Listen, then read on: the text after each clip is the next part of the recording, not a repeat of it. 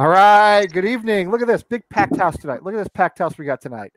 We got 6 of us. How many is that? 6 of us, and only one of us is a red-blooded American. All right. Got 5 communists with me from some other countries or whatever it is. Yeah. So it's going to be a good show tonight. Welcome to American Hammers TV. Welcome to the American Hammers Network. Welcome to Wednesday night where we come and we talk about West Ham and then usually a bunch of other stuff. Let's start with the way we always start. Check out our website, AmericanHammers.net. Buy our stuff. Wait, where's our stuff? Here we go. Still haven't put it back up yet. I've been letting my Bruin Stanley Cup picture breathe up there a little bit since it's now 10 years old. But you can get one of these bad boys here, American Hammers TV flag. Huh? Not bad. Yeah. You can get T-shirts. You can get all sorts of stuff at our website, and you don't give Karen Brady any money. That's maybe the best part. So anyway, AmericanHammersTV.net. If you want to be on the show, just like these guys, come on the show. If you're a West Ham fan anywhere in the world, it doesn't matter who you are. Hey, here we go. Here we go. Dallas and Austin. There you go, my friends. Hey, listen, solidarity, guys. All right, I know it's like 85 degrees down there now, which is great because I know last week was rough for you. So I hope you all made it through. I know that was tough. Anyway, if you want to be on the show, let us know. If you want to do a show, host a show, we don't care. Just, be on. Tim is off filming a horror movie in California or something. So if you want to get away with stuff that he wouldn't normally let us get away with, now is the time. All right. So, let us know. And we'll sneak it in under the radar there. Anyway, who we got tonight? From Philadelphia, Pennsylvania, the city of brotherly love, home of Gritty, the best mascot in the NHL. It's John. It's Juan Antonio. Nolan. How you doing, John? I'm good. I'm just really. It strikes me that there wasn't enough horror in West Ham season that Tim had to leave West Ham world and go and find somewhere else. Tim is just a guy who he just starts things. You know what I mean? And sometimes he finishes with them, and sometimes he doesn't. But he's always got to have something going. He's like a chef with a bunch of pots going. You know what I mean? I do one thing at a time. He does 10 things at a time. So anyway, yeah, he's off in California making a horror movie. Which is, I guess that's cool. Down in North Carolina, somewhere in North Carolina, it's Danny. How you doing, Danny?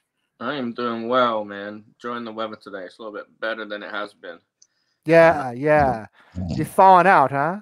Yeah. I'd like to say as well before we get started, happy birthday to John Lyle and rest in peace to Bobby Moore. Today is the anniversary of both. I appreciate you mentioning that. I was going to forget. Yes. Happy birthday to John Lyle, who would have been 81 today. Bobby Moore passed on this day in, I think, 1993, 28 years ago. And it was also today's Clyde Best's birthday. He's 70. So kind of a big day in West Ham history. Charles Walsh, Charlie. Is your given name Charles or is it Charlie? I am as working class as they come. It is Charlie. I also don't even have a middle name. It's that bad. It's that bad. Wait, you're telling me your name is not Charles? It's just Charlie? It's straight Charlie Walsh, nothing else. Okay. I've been calling you Charles because I think it's funny, but it's not. Oh no! Listen, I like it. It makes me feel like I'm above myself. Listen, whereas really, I am just a ragamuffin from the streets. So God is my witness. I knew a kid in Texas. I grew up with a kid in Texas whose given name was Bubba. His real given name was Bubba. That was his name, and he lived up to it. Now we have another John. He's been on with us in quite a while. John Black down in not down, but out in Vegas. How you doing, John? What's going on? I'm very well. How's it going? Yeah, we're okay. You got a little. Everyone hear me? You got a sound thing going. It's like you got a whale in the room with you or something. It's kind of making a like a whale type noise, like you're under the sea. Not the worst thing I've ever heard. Hold on, I don't know. Still better than listening to me on most of these shows. So that sounded better. I've got three kids on the internet connection, so that's why I put my voice to bed. Pissing me right off. Right, that's why I put my boys to bed before I do this. I can't have the boys messing me up, so they're sleeping. My older son doesn't ever sleep, but anyway, he's supposed to be sleeping. And from Ireland, the only other non-Brit on the show, it's our buddy Tommy. How's it going, Tommy? It's okay. I'm coming to you live from an ark, but other than that, because we've just got massive flooding over here at the moment. So, but I'm dry, so that's good. You're flooding? Is that right? I wasn't aware of that. I didn't know that was happening. Yeah, I posted to Twitter a few hours ago of the carnage at my home village in Tipperary. it's pretty bad. I'm so sorry to hear that. I'm really sorry to hear that. I have a little experience with flooding over the years, and it's scary because you can't do anything about it. You know what I mean? It's just, I mean, you can't do anything about it. So, anyway, I hope you're managing. Now, normally, as you guys know, Selly is with us on Wednesday nights. Selly has a new job, and he is training for it tonight. And I hope he'll be back next week because we like having him on, of course. But we wish him the best of luck with that. We got a full house as it is, so, and we got people in the chat room. I see Rob's here. I see Roman from. He said Dallas. Are you from Dallas or Austin, Roman? Tell me if you're in Dallas or Austin. I see Vernon here and Neil, and I don't know. Foe was here before we started. He was like waiting. Kieran's here. Anyway, everybody's here. So the first thing I want to do, if you guys don't mind, let's talk about Tottenham. Let's talk about what a fantastic day that was. All right. I thought it was a statement win, as we'd say here in this country, a statement win for West Ham, because it came against a quote unquote top 6 club. Although I think they're, if you're going to talk about the top 6, they're on the fringe. But even so, it came against a more or less usually top 6 club. Obviously, the biggest rival we have now that we don't play Millwall anymore on any kind of regular basis, and they had just found form against the Austrians in midweek, and I thought we got a little lucky, but I'd rather be lucky than good, and I thought we were also good. So. Maybe we could go around. You could give us like maybe 3 impressions of the game and what you thought, and then, kind of where you see it taking us into the rest of the season. John, I'll start with you since you're next to me on the screen. What did you think about Tottenham? I thought it was brilliant. I mean, it's in the manner in which we won. I thought we looked very comfortable first half. Second half was a bit of a different kind of situation. I was amazed when they took Lamela off, to be honest, at the end of the first half, but they did, and it actually worked for them. I mean, they looked a lot better second half, but we didn't feel like we were hanging on.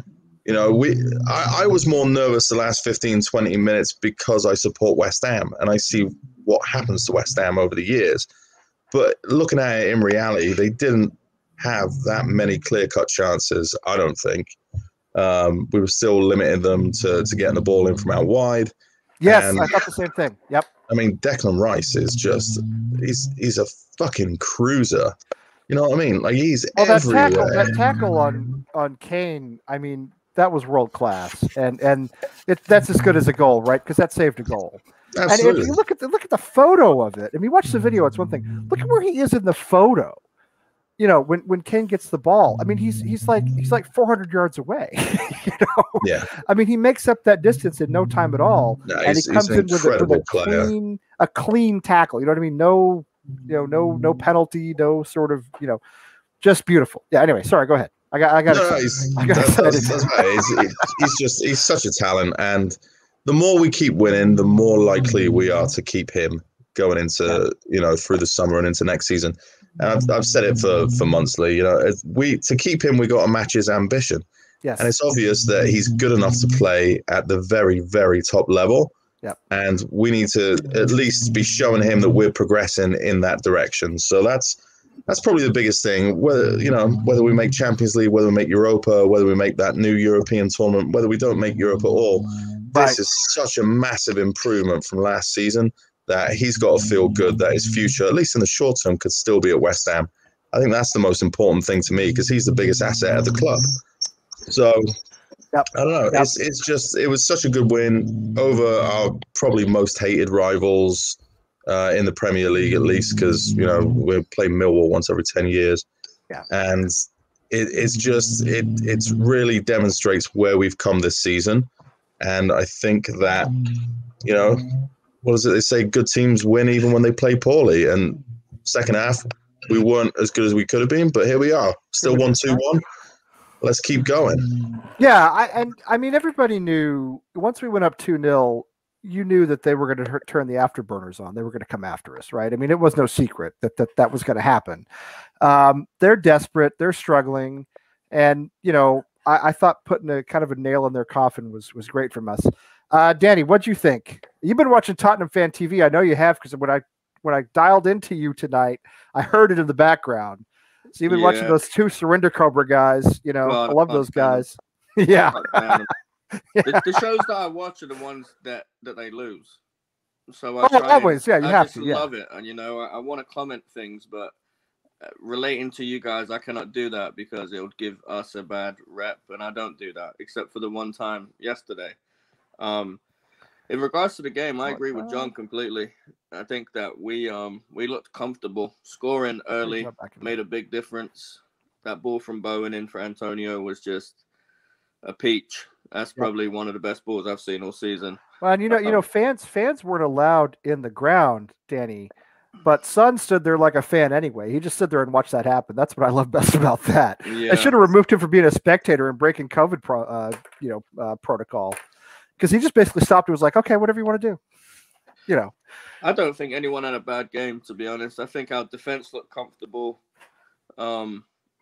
Like John said again, you're nervous at the end, not because you think they're going to score, because they didn't look like they were going to score.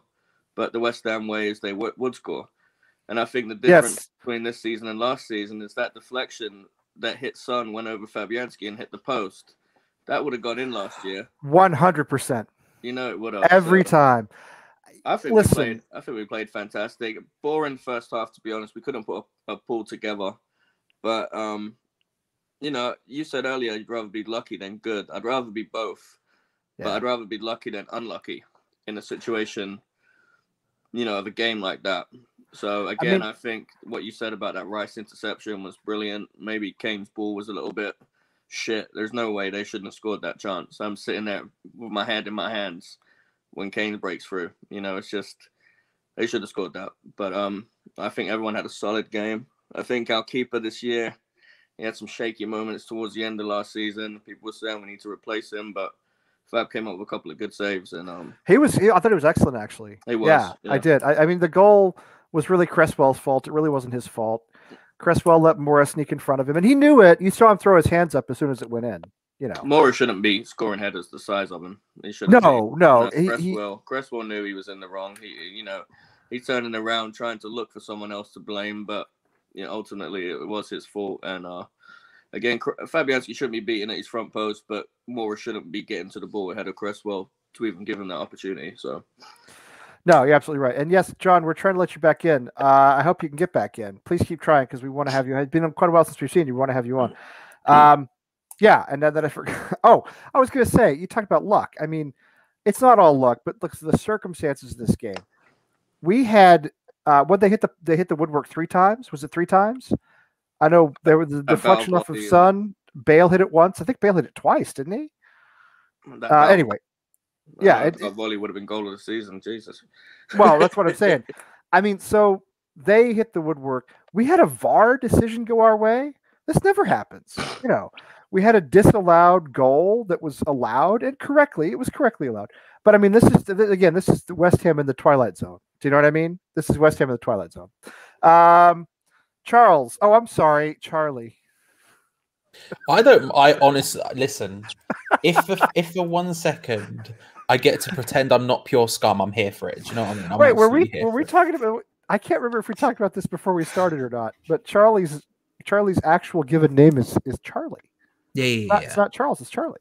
Yeah. Yeah. I'm here for it. I'm here. Look, I just I live my life, Lee, as a pauper, and sometimes when you call me Charles, I get to just like close my eyes and imagine, that I wasn't horrifically in debt. No, yeah. Do you know what? I don't think it was luck. I think we were just better than them. Put it frankly, like, don't get me wrong. Yeah. They created an insane amount of chances, but it's because we let them. And I'm not saying that in a sort of we let them create chances. No, that was the plan. We sat, we defended, we held our own. They had 20 shots. We had 4.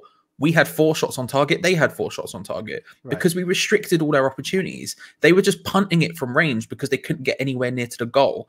I'd be willing to bet, I haven't looked at the shot map, but I'd be willing to bet the vast majority, if not 75% of their shots were probably from outside the box because we just sat there and went, go on then, try it. And we let them.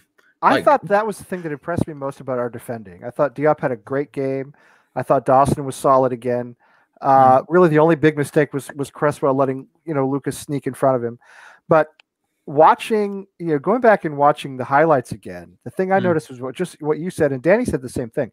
It's all from distance. It's all from distance. It's all from, and really, those are so low percentage that you just say to them, okay, sure, go for it. You know what I mean? Maybe they score a banger like Lanzini did against them, in the reverse fixture, but it didn't happen. So, Anyway, go ahead. And that's the thing, right? And I remember when I came onto the when I was watching the post-match show that Tommy and Chris were doing, and Tommy said that he bet I was calm, way too calm, and more calm than anyone else.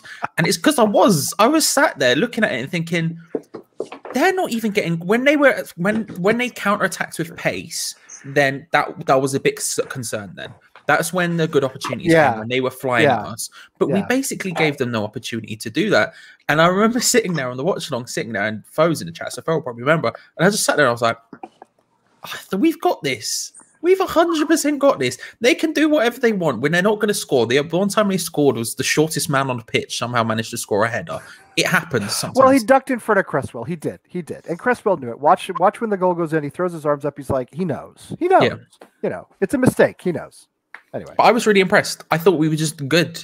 Like, we didn't create enough, but we didn't need to. That's because we scored early enough in both halves to where we didn't really have to stretch ourselves to try and create. We just let them try and do whatever they want. We played our game and we came out the winners for it and deserved it. They might have had 20 shots, but it's not like they deserved the win. They weren't good enough. We were.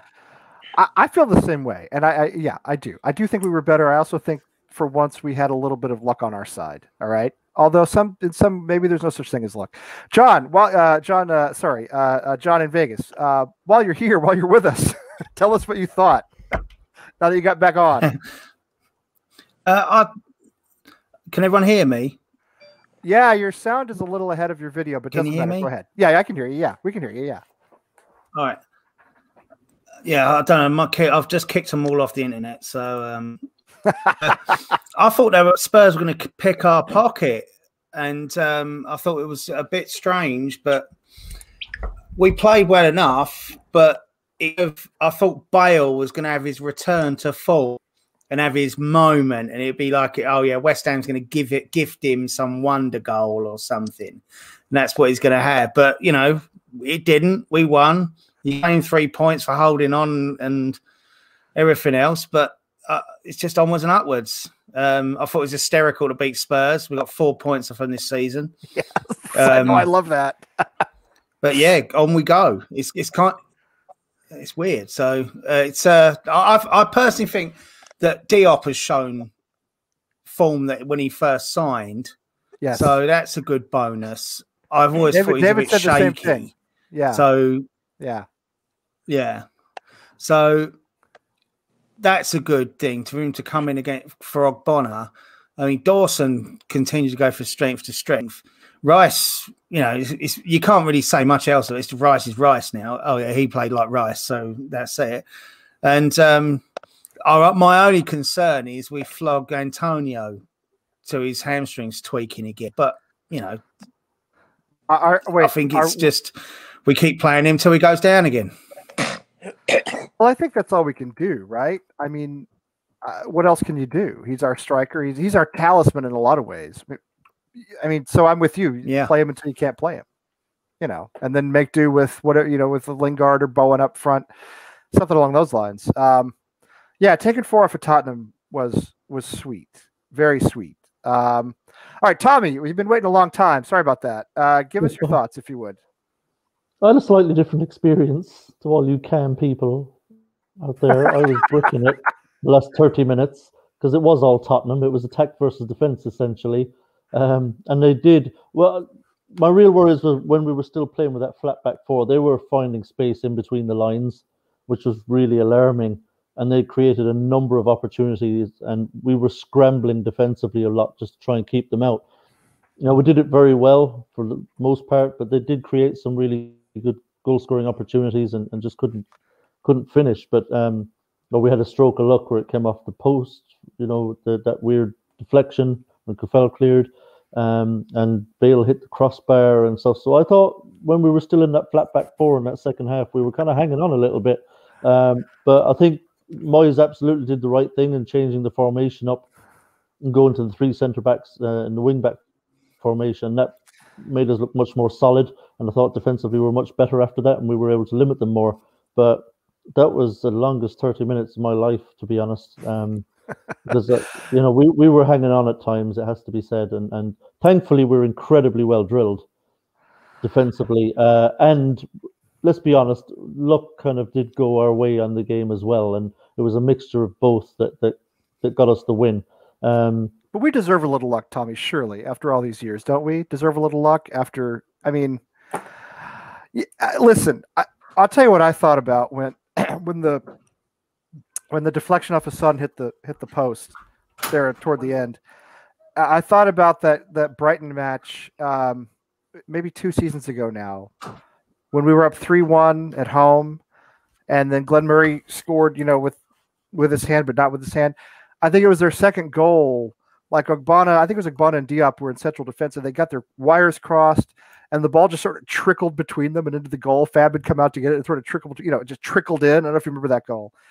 I mean, stuff like that happens to us all the time. So if one of them hits the post now and then, a little poetic justice, right? Yeah, look, I'm not complaining. We'll take all the luck we can get, but we can't deny there was some luck involved.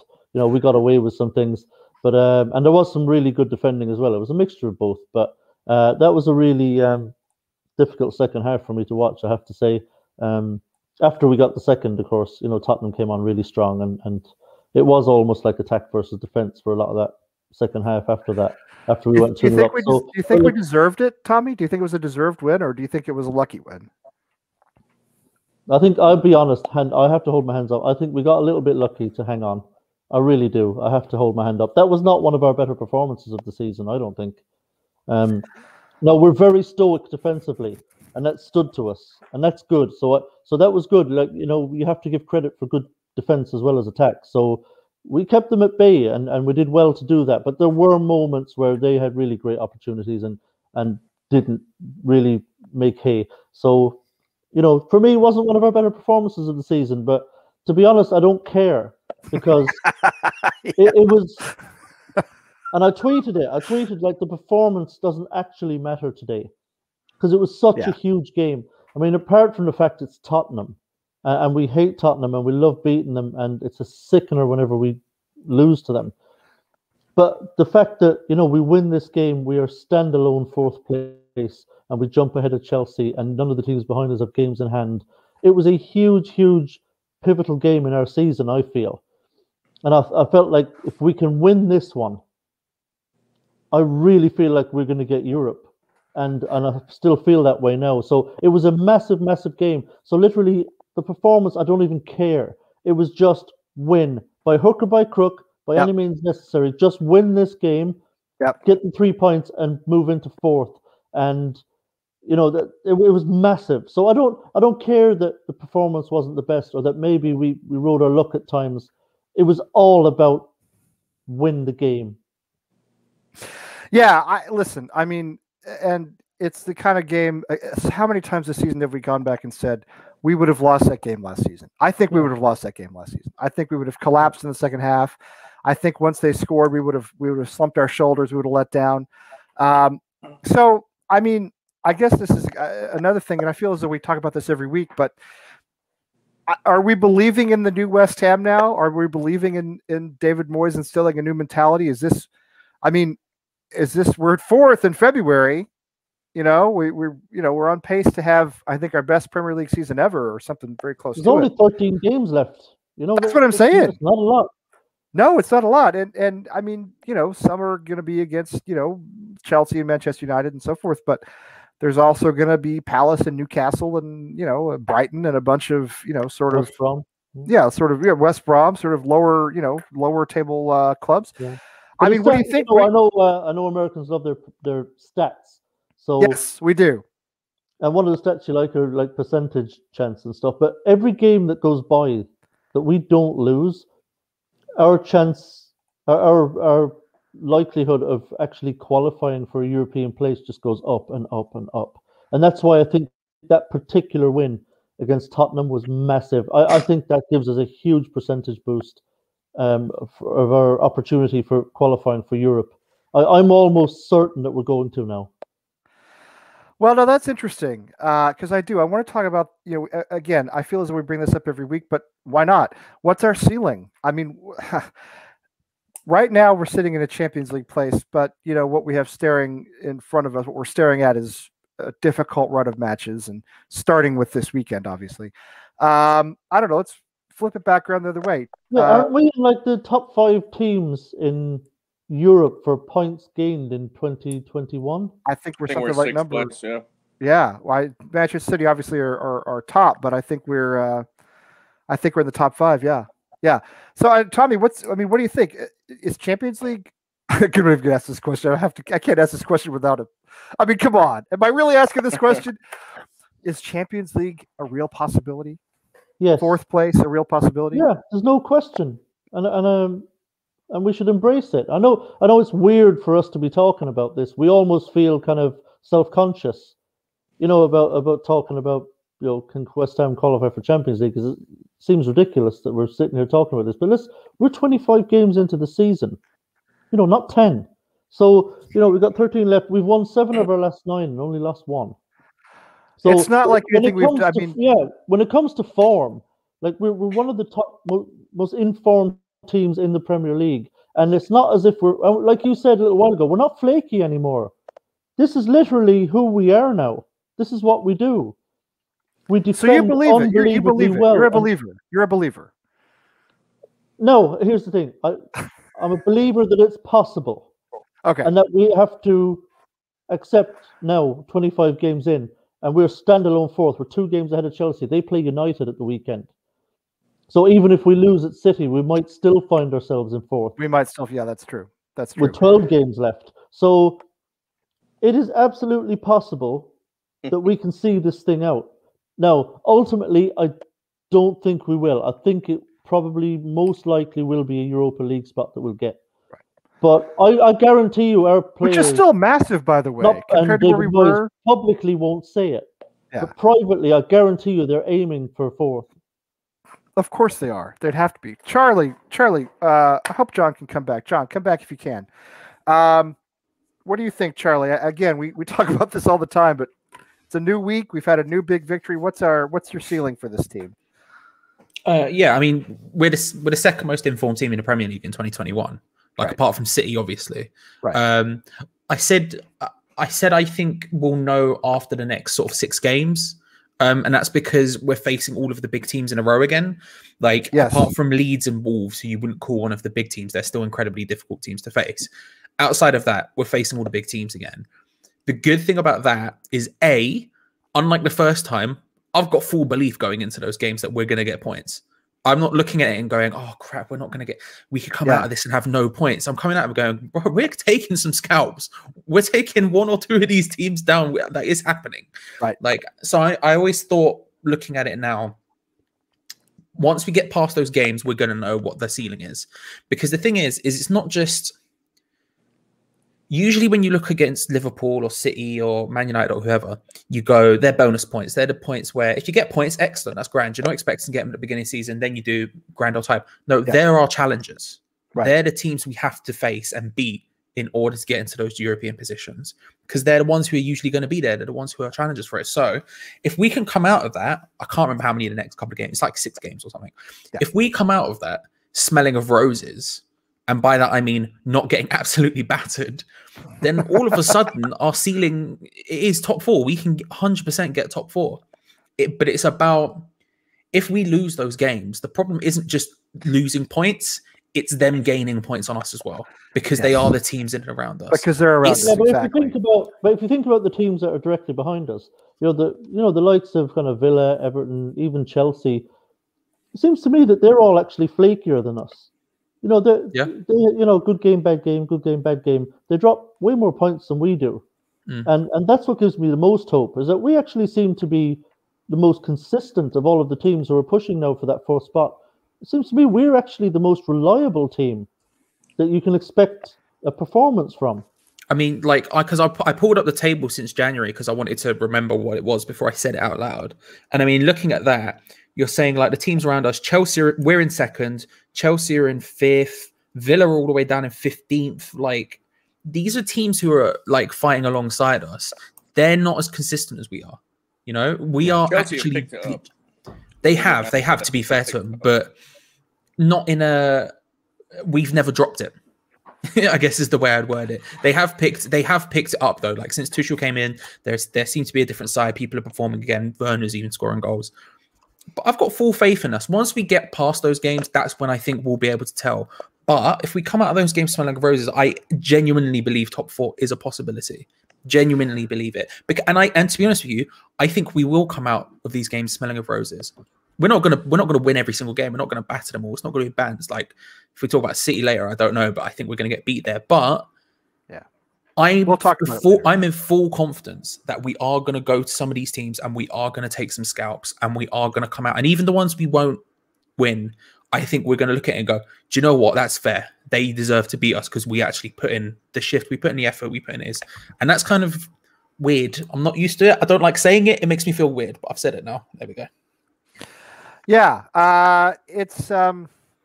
What you're saying makes total sense. It's hard for me to wrap my head around this, to be honest.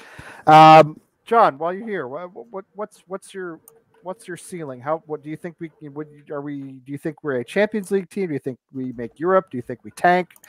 What do you think happens? Oh, do we still have you? Poor John. Beautiful frozen face. Yeah, John's having a rough night. I can hear you now. Yeah. It's really windy here, and the internet's gone to shit. That's what happens when you're out in the desert. But can you hear me now, everyone? Yep. Yeah. I think we're going to finish second. And what? Liverpool have just buggered it up. League or? I think. Second in the league. We're going to beat City on Saturday. They have to stop winning at some point. We're the form team, and I think that league table since January 1st that come out, that's how the league's going to finish. We're going to be second. We're going to go one better than John Lahr. Well, God bless you. I think I haven't seen this since I was 8 years old. I was 8 when this happened, and I remember being in the school playground. Yeah, 86. I was in the school playground and I saw West Ham top of the league, and I don't think we'll go top, but I think we're going to finish second. And I was saying to my mum the other day, so I remember my dad handing me the newspaper in the morning, and we were top of the league. I couldn't believe it. And but to me, this seems like another squad like that, where it's a perfect storm. Other teams around us don't seem to are interested. I mean, God knows what's happened to Liverpool. I think Chelsea, their new manager, Spike, is going to finish. And then, Chelsea getting back to form under Tuchel. Yeah, that's going to end. It's the same team Lampard has, so they'll bottle it. They're just kids. And, it's now or never, because next season it will happen when Leicester won the league, is all the teams around us will buy up. We won't buy up, and the chance will be gone. Next year, we'll probably finish around 10th, business as usual. Well, that's, what's funny, John, is I'm glad you brought that up, because I want to get back to that in a minute, or maybe a little later on after we talk about Manchester City, is can we push on from here? Because West Ham have never pushed on in the past, right? It's never worked that way. Anyway, Danny, what do you think? A second? Is he crazy? I don't think the internet's the only thing that's gone on that comment. No. We could be optimistic. I think I'll take anyone's money that we finish second. I've got $50 to win 8,000 at West Ham win the league. So hopefully. Do you really? Yeah, I put it in beginning of the season. That's awesome. Do you do that every year? Do it every season? Yeah, just $50. I always do it. I mean, this is the best odds I've had. Someday, my friend. Someday. Yeah, someday. one day. Yep.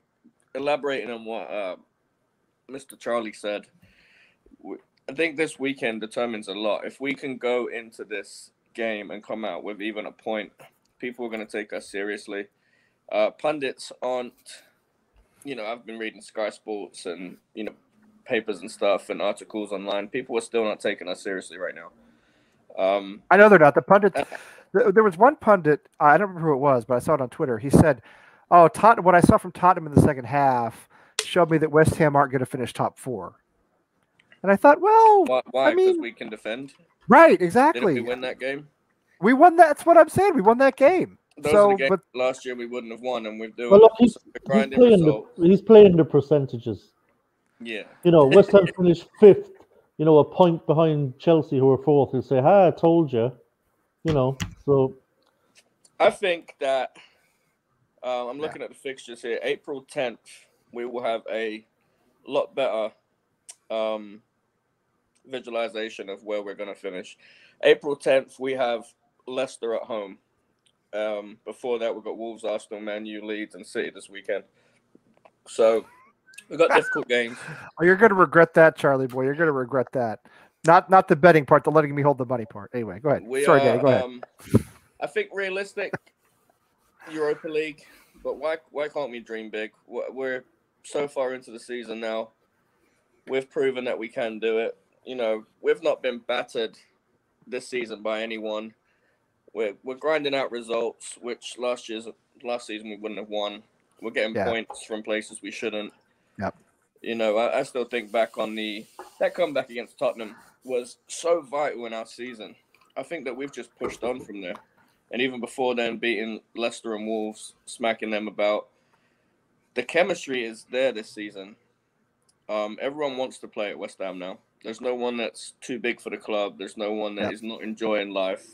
There's no Arnautovic. There's no Payet. There's no malcontent. Yeah, it seems that way. Lingard seems to fit right in. Lingard seems to have just folded right in. It's very important that we sign Craig Dawson at the end of the season for 2 million, 3 million, whatever the price. Oh, absolutely. It'd be crazy not. I mean, he's come in and just been. And I was one of the few people that said, you know, what a signing, and not what a signing because he was going to be a starter, but the guy's deadly on free kicks and set pieces and stuff, and he's an experienced Premier League player, and he's good. He's not fast, but he's positioning and ability and everything. I don't see why we won't finish top 6. I think top 4 is hopeful, but why not? Yeah, I say top 4, 5th place, lowest. All right. Defoe, it's not that I'd steal it; it's that I'd lose it. Also, Chelsea had a really good result away at Atletico Madrid as well. In the Yes, they did. There's a very good chance Chelsea will still be playing Champions League beyond this round. So And I think that would be good for us. I think it is too. Yeah, I mean, we've talked about this a lot too. Sometimes you see the fixture congestion make no difference at all. Club gets hot, a team gets hot, they go into Europe, they win, they come back into the Premier League, they win. 3 days later, it doesn't matter. But you look at Tottenham, I think it hurt them to go off to Austria and then have to come back and deal with us, and then go off to Austria again in a competition I'm sure they're trying to win because they're obviously desperate for a trophy. So I think it hurt them playing. Champions League now. Do what? I said that's pretty much their only way into the Champions League now. They've got to win that tournament. They've got to win that tournament. Where did Man City play today? Because they were away as well. Where did they play today? Mönchengladbach.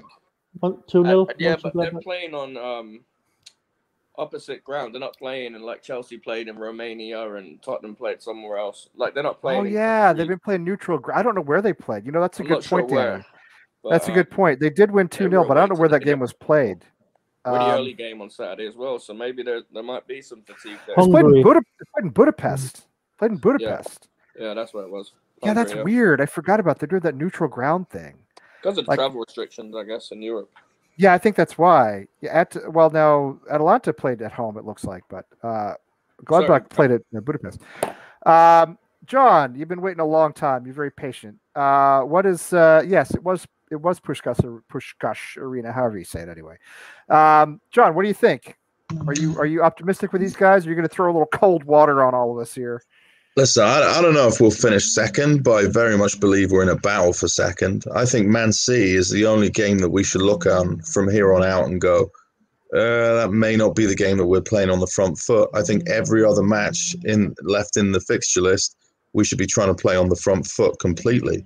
I think we owe one to Man United after 2 bad results. We do. A cup one that was just a bit crap all around, and then a 3-1 defeat in the league when really we outplayed them for a lot of that match and probably deserved something from it. So I think we owe them one. I think we could do a double over Leicester. I think I'm right there with Danny. The last 8 games of the season will really tell us where we're going to finish up. Not just because it's Leicester, but I like to get into single digits before I make any kind of predictions about where we're going to be, because otherwise it's, But everybody just pulling it here, out of the air. everybody here looks at the last 13 games, looks at this team, where we are, and says Champions League is a possibility. A possibility. I think so. A possibility. Yeah, absolutely. I think second place is a possibility. Yeah. There's nothing that we're doing that's what Man United or Leicester City aren't doing. I think if there was a less strong team at the top of the table, we'd be fighting for first right now. But Man City is so head and shoulders above everybody else that, we're not in that race. But I think we're in a race for second. I absolutely think we should be talked about as in a race for second. I bet you with 6 games to go, we're going to be right in the mix. So 62 points, I believe, is our best tally ever in the Premier League, and I think that was the Payet season. We had 62 points. Still only finished 7th that season. That's what's crazy. Do we do better than 62? I'd hope so. With 13 games left, surely, right? I'll tell you when we got 8 games left. Honestly, I'm not willing to go there yet, but I think anywhere, we could finish anywhere from 2nd to 8th, and we are the form team. As long as we can carry that form, we should be looking at the higher end of that prediction. There's nobody we should fear. The hope comes from barring any injuries, we should be all right. I mean, we should qualify for Europe at this point. The hope comes from our consistency, right? Because we're not flaky. We're not going to go on this horrible run where we lose 4 games on the bounce. I just don't see us doing that. I don't either. I agree with you, Tommy. I think that's what encourages me most.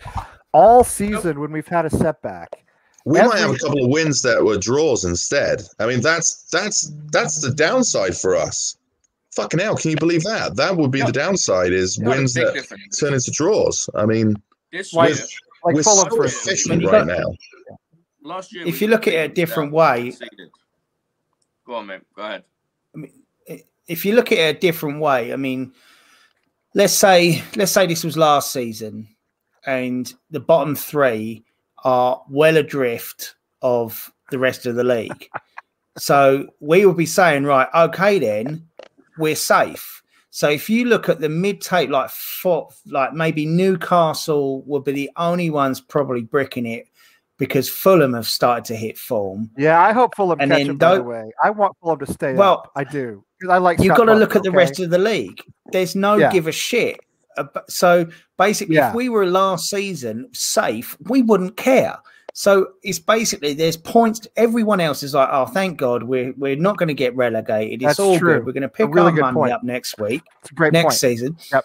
So there's no one playing for really anything. So there's points to be picked on. So Liverpool, the only ones that are going to try and get 4th are the Liverpools of the world, the Chelseas of the world. Their bank balance lives and dies with getting in the Champions League. It's in the budget for next season. West Ham, it's a big bonus. It's all gravy.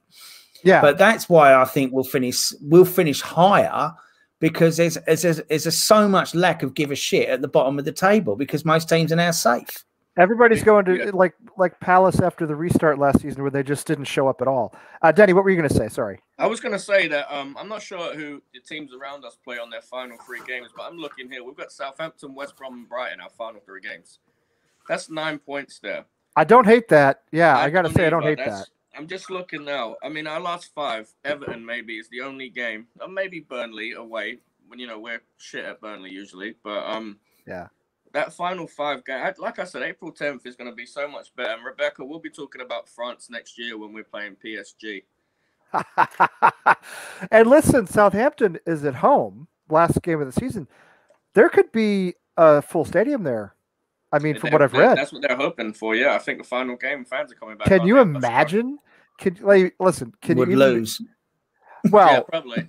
I was going to say, what'll happen is we'll have to win that game. Lock the doors to go 4th, and you realize that's a 3-0 Southampton victory at that point.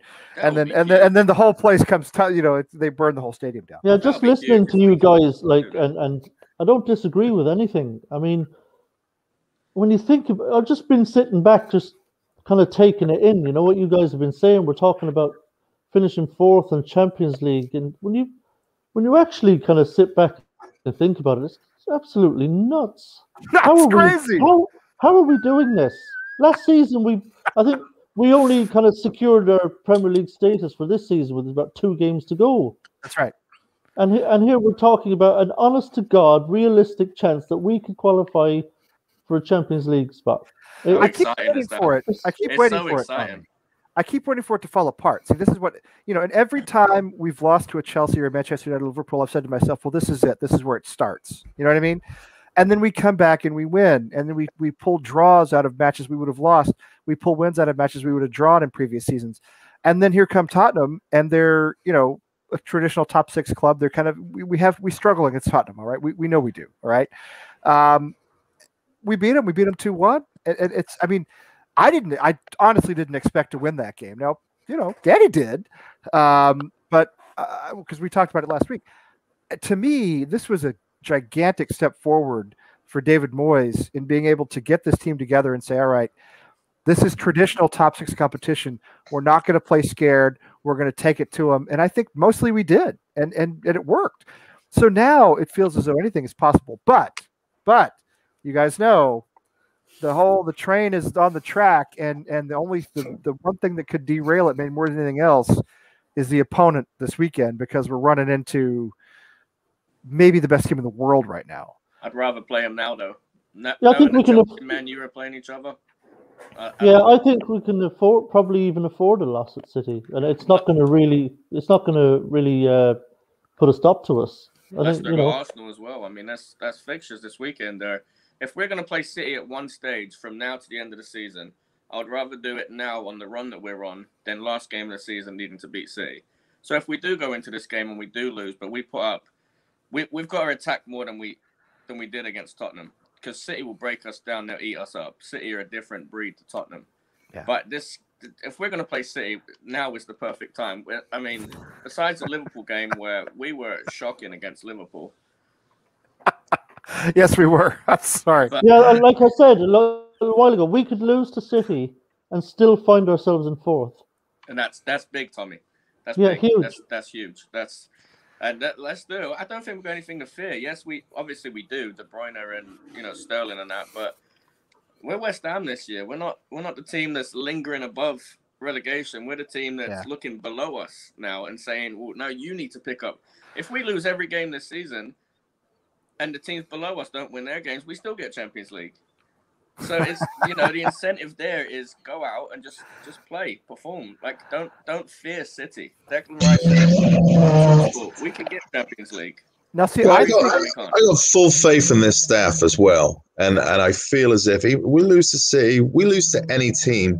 That's not a staff that's going to let us wallow in that defeat and go on a 2-3 game run where we just lose and lose and lose. They're going to pull us out of it.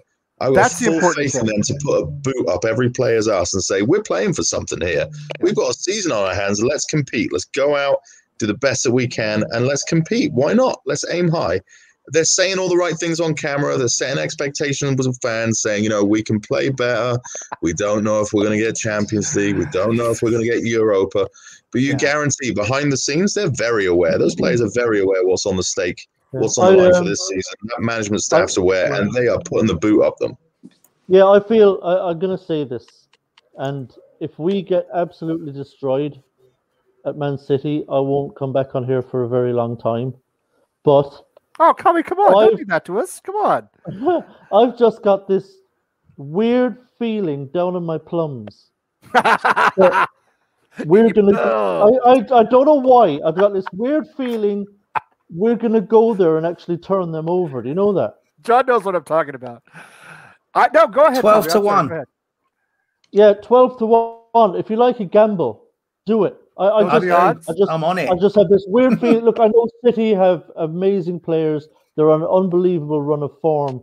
You're not alone. They're going to lose at some point to somebody.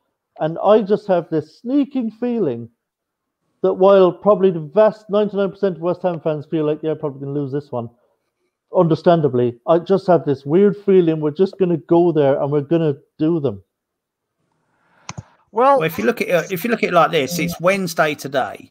They've just been on a. I took a flight last week, and it wasn't to Romania, and it was stressful. traveling in this pandemic with all the masks and all the carry on is really stressful. So they've been to Romania, they've played a game, they're coming back, and we've got early kickoff on Saturday. So we played Sunday, so we are the rested team. We're 12-1. I think it's ridiculous that we're 12-1, even if it is Manchester City. And if we just rough them up a bit, put Antonio, Beast Mode, Marshawn Lynch, and let him go at it. And if he burns himself out, he burns himself out. But it's there for the taking. I honestly do. I think it goes back to a lot of teams have just folded under City, against City, just been played on for part, because most of them haven't got nothing to play for. They're not going to get relegated. And that's, most boards, I mean, most people slag off our board. Most boards have the same mantra on the first game of the season. If we're still in this last game of the season, successful season. No one's getting relegated apart from those three that are down there right now. No one cares. It's all good. Yeah. So if we got something to play for, we've got to play for it. We get 3 points this Saturday and Liverpool lose, I would say we're in. And because Liverpool probably have to fire Jurgen Klopp. Because they're on their worst run of games since the 20s. They're 1923 right? since Liverpool had this run. Is so that true? They're probably going to fire them. Yep. Worst league run since 1923. Wow. And the only game they won was against who? Us. Of course it was. That is the old West Ham right there. Yeah. Doesn't it really annoy you the way we approach that game at home for Liverpool? Moyes got it wrong. He got it wrong. Yeah. And we were so passive. It was shocking. I don't think he made that mistake again on Saturday. He's going to have to go for it. I agree. He's going to have to. It's even more annoying now in retrospect than it was on the day of the match. I mean, after looking at all the other evidence of other teams and how they're doing against Liverpool, it's even more annoying. But I mean, I agree with Tommy. I felt Tommy's plums as well, and they definitely got me a feeling that this weekend could be all right. I don't know. It could be happening. You guys have seen Kenny Powers, right? I'm never wrong. Down and down. Come on, you've seen these better down. Yeah, I feel it down in my plums. Anyway, sorry. No, okay. Where's Charlie? Are you still here, Charlie? I'm just enjoying hearing other people He's just talk. sitting down there, not being Charles. Anyway, well, okay. So let me ask you this: Manchester City this weekend. Now, something, John, you said, really, John Nolan, in this case, something you said stood out for me, which is you have faith in this staff. That if we don't win this game, if we actually get tonked in this game, it doesn't derail the whole season. And I think that's really important. I think that's a really important point, because in the past we have been a streaky confidence kind of team, kind of club, and we don't feel that. We feel more consistent now. But so how do you guys line up against Manchester City? Are we talking, are we talking five at the back to start? Who do you put back there? Do you stick Fredericks back there again? Do you put Johnson back to help with Cresswell on the left? Who's up front for you? I mean, what do you do? Anybody wants to jump in? Just jump in. I think it's almost inevitable. We're going to start with wingbacks on this one. I would think we'd have to. Yeah, I'd be amazed if he starts with a flat back four, because if you give Man City the space in between the lines that Tottenham got in that second half, you've got no chance. Yeah. They will absolutely punish us. So I'll be shocked if it's not a wing-back system. I think it will be Johnson, because he's in really good form. And very good. Yeah. He's been playing really well. So I think we'll certainly see him and Kafal as the wing-backs. I think it'll be Diop, Dawson and Cresswell as the three centre-backs. Obviously Rice and Souček. The question will be who's up ahead. So Antonio's going to start, obviously. So has to. The question is, who are the other two? Lingard will almost certainly start. So the question is, will it be Bowen or will it be Benrahma? I suspect it'll be Lingard, Bowen, Antonio is what I would expect. I think Bowen's going to sit out this weekend. Honestly, he's been coming off around a 60-minute mark late. Away to City, I'll be amazed given the defensive work he does. I don't want him to, but if you're going to add an extra defender, one of those front three are going to come out. And unfortunately, I think Fornell starts. Unfortunately, he's not terrible, but Fornell over Lingard, you think he starts? Who? You think Fornell starts over Lingard, or where do you? Lingard, Fornell, and Antonio will start, in my opinion. Which I'm okay. Oh. I think he's going to keep everything the same Gotcha. as what he did against Tottenham. But I think that if one of the front four are going to come out, it's going to be Bowen if he's going to add an extra defender. Interesting. Yeah, I don't know, but Bowen's inconsistent. We know that he doesn't always make great decisions. I do like his effort. He did put in a beautiful cross for the Antonio goal. He does do that, And I think Tommy's point is good about the fact that he tracks back defensively in a way that like maybe Benrahma doesn't quite so much, and maybe we're going to look for that. But I don't know. Fornals, a lot of people are down on Fornals. I'm not down on him. I think he's a good young player. But then right now I'm not down on any of our players. You know what I mean? That's part of the problem is I'm in love with them all. I really do think if someone's getting put in there for defensive effort, it's going to be Fornals. I think Moyes really does trust him defensively. I think he gets put in there a lot because of it. I think he gets I think his attacking output gets forgiven slightly because he works so hard defensively. I think if one person's going to drop out of that front three, if we are, let's say we are playing the exact system Tommy says, which I have a feeling we will, although I wouldn't be shocked if he went with 4 only because I thought we were going to do it against Spurs and he didn't. He went with 4. Yeah, I was surprised by that too. Fair. But if we are doing that, I think it would not. If I was to put money on it, seeing as we're talking about money a lot today, if I was to put money on it, it would be Antonio, Lingard, and Fornals on the left. I just think he trusts him. I just think he trusts him defensively wholeheartedly, and I think that's potentially why he gets in the team so often, even if he's not fully informed. And actually, I'm like you, Lee. I really like Fornals, to be fair, and I think his attacking output is probably slightly underrated. I think the amount of times we hit great counter-attacking goals, and he's, if not involved in the build-up, right alongside everyone else dragging defenders away, very frequently discounted a lot. I think gets discounted a lot, but I agree. If it is going to be free, I think it will. I would put money on it being Antonio Lingard.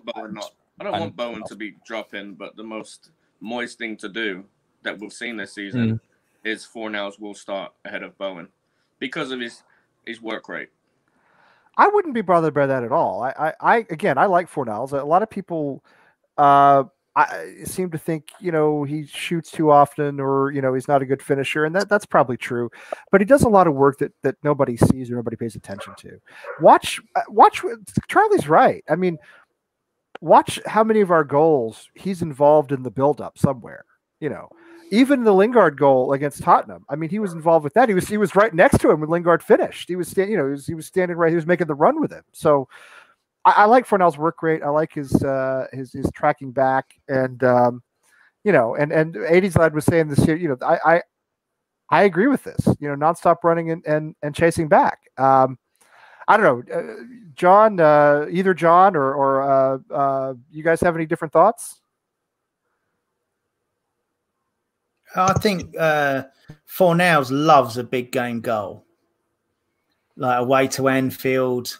That's true. A few others he's popped up, and Lingard has to start. Who's going to be up for it more in that West Ham team to play Manchester City? He's from Warren. I'm hoping Lingard just goes off. I really do. I think he might get another brace out of him. Seriously, no joke. I think it's possible. Now, will we concede 5? I don't know. But again, if we concede 5 and go for it, I don't care as long as we go for it. We gotta go for it. So I don't know. It depends what you mean by go for it. If we come out the traps and try and rough them up, then great. If we run out of steam and they start passing it around, we lose 5-0, fine, whatever. But if we just sit back and they win 5-0, I've got a problem with it. If we just go for it and just come out the traps, I think Fornals has to start. Lingard, definitely. He'd be the first name on the team sheet after Rice. No question. And then I'd put Bowen in. I do not want to see Benrahma all day. He gives the ball away too much. And that they will punish us. All these flickies and trickies ain't going to work against them. So, I'd like to see the 3 centre backs: Johnson, don't want to see Fredericks, but up front it has to be Lingard and Antonio Bowen. I agree with some of what's been said as regards Fornell's very good defensively, works incredibly hard, and does supplement the attack a bit. If we're talking about Fornells, Antonio, and Lingard, we've got two players that we have to rely on the counter attack that have anything resembling pace. Yeah. That's why I'd rather see Bowen in there. I know he's not exactly lightning, but he's Fornells. Every time you watch him play, the one thing you really notice is, Jesus Christ, he's slow. You know, he's genuinely slow, and I just worry that the complete lack of pace would actually hurt us more than his defensive work would help, if you know what I'm saying. So, and Bowen works very hard, but he also is well able to get up and down the wing, and get in around the box, and he has a little bit of pace about him. So, I'd be a bit worried about that kind of side, that it would be very, very difficult for us if we're penned in to actually carry the ball out on the counter-attack, because City are just able to file back because everything is just so slow. I think we've got to be able to hurt them with a little bit of pace, and you can play an out ball to Bowen. He's got a bit of pace about him. Lingard obviously pacey, and Antonio. I'd rather have three in there that can bring the ball out with a bit of pace than just the two. Interesting. Yeah, I mean, honestly, I don't know. I'm just curious to hear what you guys say. This is the manager's job, right? The manager's got to weigh all this up and this is the manager's. Right, this is why you have to have faith in the manager. You have to have faith in the manager to know who's in form.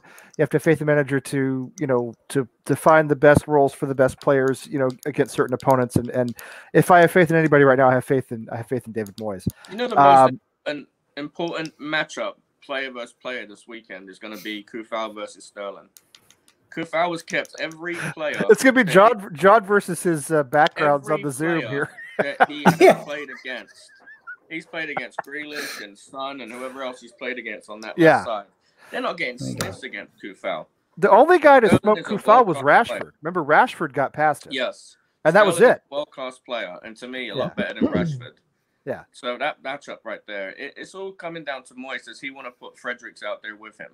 Because I feel like if Johnson plays, Johnson's going to play on the left. That's why I asked about Fredericks. That figured out. Right, not because Fredericks is such a great player, Wally, but because of where he plays. Because does Kufal need more help on the right than Cresswell needs on the left in this particular game? Like we saw against, wasn't it Villa, where Fredericks started on the right? Yes. To neutralize Grealish? Is it the same idea?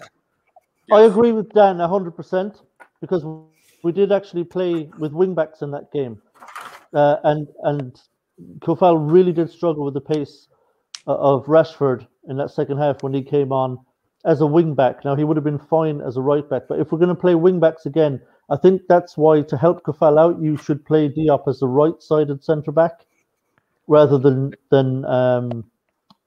what's his name, Dawson. I think because he might be able to kind of get him out of trouble if and help out over that side with Kufal, because I don't see any way in hell Kufal gets dropped. No way in hell. No! I don't think there's any reason to do that. No. So I'd like to see Diop as the right-sided centre back, because he does have some pace. Got those rangy legs. He can cover the ground. So I think Diop may need to help out Kufal at times with Sterling over there. So I'd rather see Dawson become the centre of the three. There's a lot of talk about dropping Fornells, doing this, doing that. And we're talking about, a lot of recent form. Why don't we go back to when we played Man City? We've already played him once this season, and we drew 1-1. Yeah. And we had Kufal on the back right. Bowen was covering right in front of him. We have Fornells on the left. And we should have had a penalty. Yeah. Yeah, we should have. We could have won that game. We could have won that game. The only major difference is, Masuaku's not available. Right.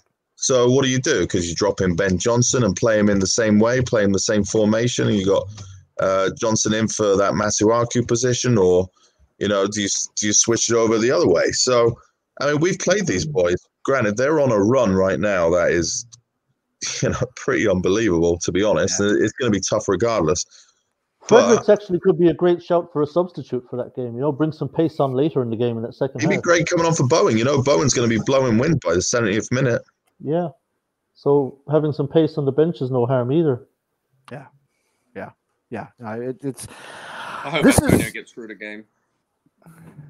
Well, I think that's the biggest concern for the whole season, really, is Antonio's hamstrings. I mean, so much of our season it really does come down to, and to me, it's not just that we didn't buy another striker. It's not just about a striker. It's about him. It's about Antonio. He's the talisman. He's the guy who makes it work. His pace, his size, his speed, his everything he does, he makes it work. Do you know what I mean? That's why you couldn't take Sebastian Haller and just throw him in there, because it's not the same guy, you know. So yeah, I think Antonio, to me, is the key to the whole rest of the season, starting on Saturday. I think the pivotal thing in this game will actually be the midfield. I think if Rice and Souček play a blinder, we are in with a right shout. You know, if they both have a really good game, and their form is excellent, and they're a brilliant partnership. They're one of the best, you know, central midfield pairings in the Premier League. I think if Rice and Souček have big games and are really good on Saturday, I think that would be a huge platform for us. I think that will give us a real chance. Yeah, if Souček thinks that Kufal is in danger in any way, that's gonna he's gonna become a beast. Did you see him sprint to him when Kufal went down? That was so cute. I was like, dude, they're bros. Where was Kufal when Souček got his head split open? Huh? Well, he was getting some air. He's giving him some air, giving him some space. You know what I mean? Give him a little air. Let him breathe a little bit. Well, the ball, in his defense, Dan, the ball was actually still in play. The ref didn't fucking blow it up for some reason. That's true. Dawson blocked the shot. Dawson blocked the shot. And did you see? I mean, Souček, talk about an absolute beast. Souček hit the ground, head pumping blood, and jumped straight back up to defend the next ball. I loved it. With his head pumping, it's like, wow, this man is an animal. The man. Did you see the picture of him laughing? He's laughing while the physio is coming on the field. He's like, I don't want to go off, you know. Run down the tunnel, come back out. Let me back out there. Warrior. The man joins Alvin Martin and Billy Bonds as West Ham players covered in blood, who kept playing. I mean, listen, I think we all love Souček anyway, right? He's arguably Hammer of the Year for me. But if the guy is going to be a West Ham legend, well, that's going to be part of his story. You know, the blood gushing out of his head, then he pops right back up. He's heading the ball again. You have to love everything about that. I mean, let me ask you guys this. Now, John, both Johns, really, you guys are not too far off in age, I guess. You've watched West Ham for a long time. Tommy, you're the same way. Have you seen, and obviously we don't know what happens in training. We don't know what happens from day to day in our trailer park training ground. But have you seen a West Ham team in your mind that has this much cohesion, where they're playing for each other or seem like they're playing for each other? Payet's season was never like that. It was mostly about Payet, you know. And you know, when Arnautovic was here, we barely stayed up anyway. He was causing trouble. I can't remember in maybe 15 years or so the last time I've seen a West Ham team that had this much, just, I don't know, that seemed this together and to seem to actually have heart. Do you know what I mean? Like that intangible thing, like they're actually playing for each other. They like each other. They want to be out there with each other. You guys have any thoughts on that? I'd say 85, 86.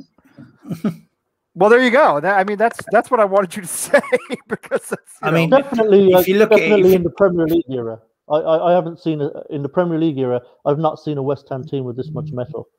I really haven't. Yeah, totally. I mean, even the Di Canio years, it was about Di Canio, and he was disruptive. And you know, then we sold. We did have this kind of perfect storm. I mean, the year we put United out of the cup, the whole Barthez thingy. Yes. I mean, that team was fantastic, but it was also very fragile. Yeah, the heads would go down if we were 1-0 down in that game, we wouldn't have come back. But the reason why I say it's 85, 86, I mean, I could call out, like, Antonio reminds me of McAvenny, just non-stop running, battling, battering ram. You know, Ogbonna is like Alvin Martin. Serious cocaine addiction? Yeah. Probably not. Sorry, I'm sure Mikel Antonio is clean, so just joking. I mean, the 85-86 did miss one person. It was Billy Bonds was injured all season, because otherwise you'd have, you know, Rice as that kind of driving force. But then, you know, the non-stop running of Ward, you know, you can see in a number of players, especially like Bowen. And then, you know, Devonshire, you've got in, you know, Devonshire and a number of, especially Souček. And But then I also think it becomes together with Moyes, who is actually quite a likable guy. Yeah, Seeing the guy seems to play for him. He's not frightened of playing youth. John Lyle wasn't frightened of playing youth. A lot of time he wasn't out of desire, it was out of choice. He had to, because Len Kearns was as bad as David Sullivan. Don't care what anyone says. Len Kearns was worse than David Sullivan. If you've been watching West Ham as long as I have, Len Kearns fired John Lyle, which is the worst crime against West Ham United ever committed. Upton Park was just a load of bricks. John Lyle was the soul of West Ham, and Len Kearns fired him. Disgusting. Yeah, I think we've kind of almost stumbled upon this almost kind of perfect storm. It was the same in 85, 86. Totally the same. Yeah, almost accidentally.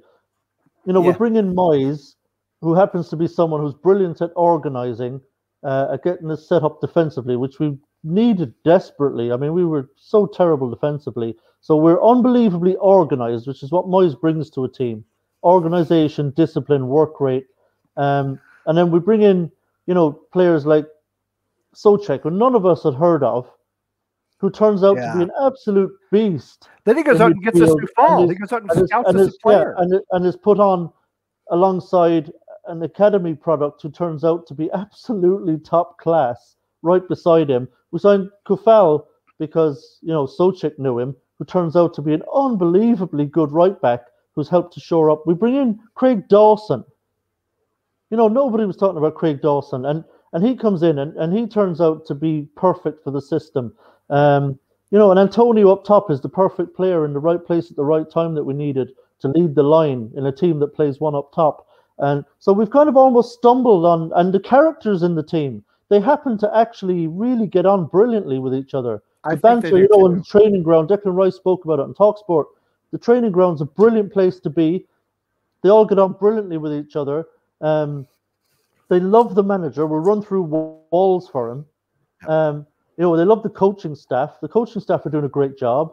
They're the right people in the right place. So we have this kind of perfect storm. By hook or by crook, we've somehow got to this point where we've become a bit of a machine. And a very well-oiled one. And that's why I still think we've got a real shout at this fourth spot, at least. Because I think it's very important.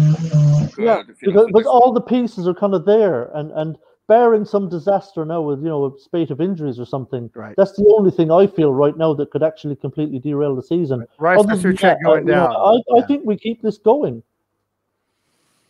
So my opinion, just to go back to 85, 86, I mean, I would liken Craig Dawson to Tony Gale, because if Billy Bonds wasn't injured all season, Gale wouldn't have played, and Gale was signed from the lower leagues in Fulham.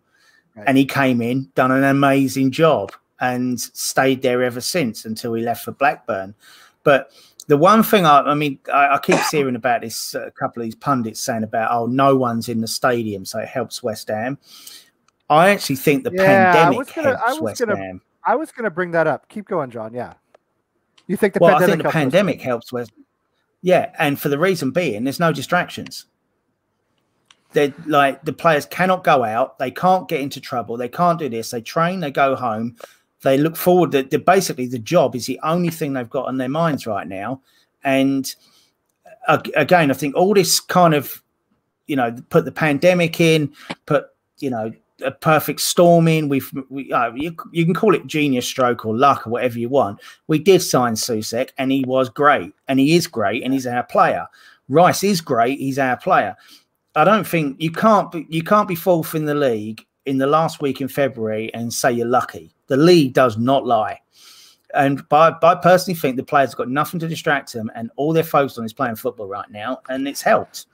I don't know if it goes business as usual next year. Who knows? Let me ask you this, what John. Could be the sorry, Lee, no, go ahead, Tommy. Go ahead. What could be the coup de grace in all of this is the signing of Lingard in January.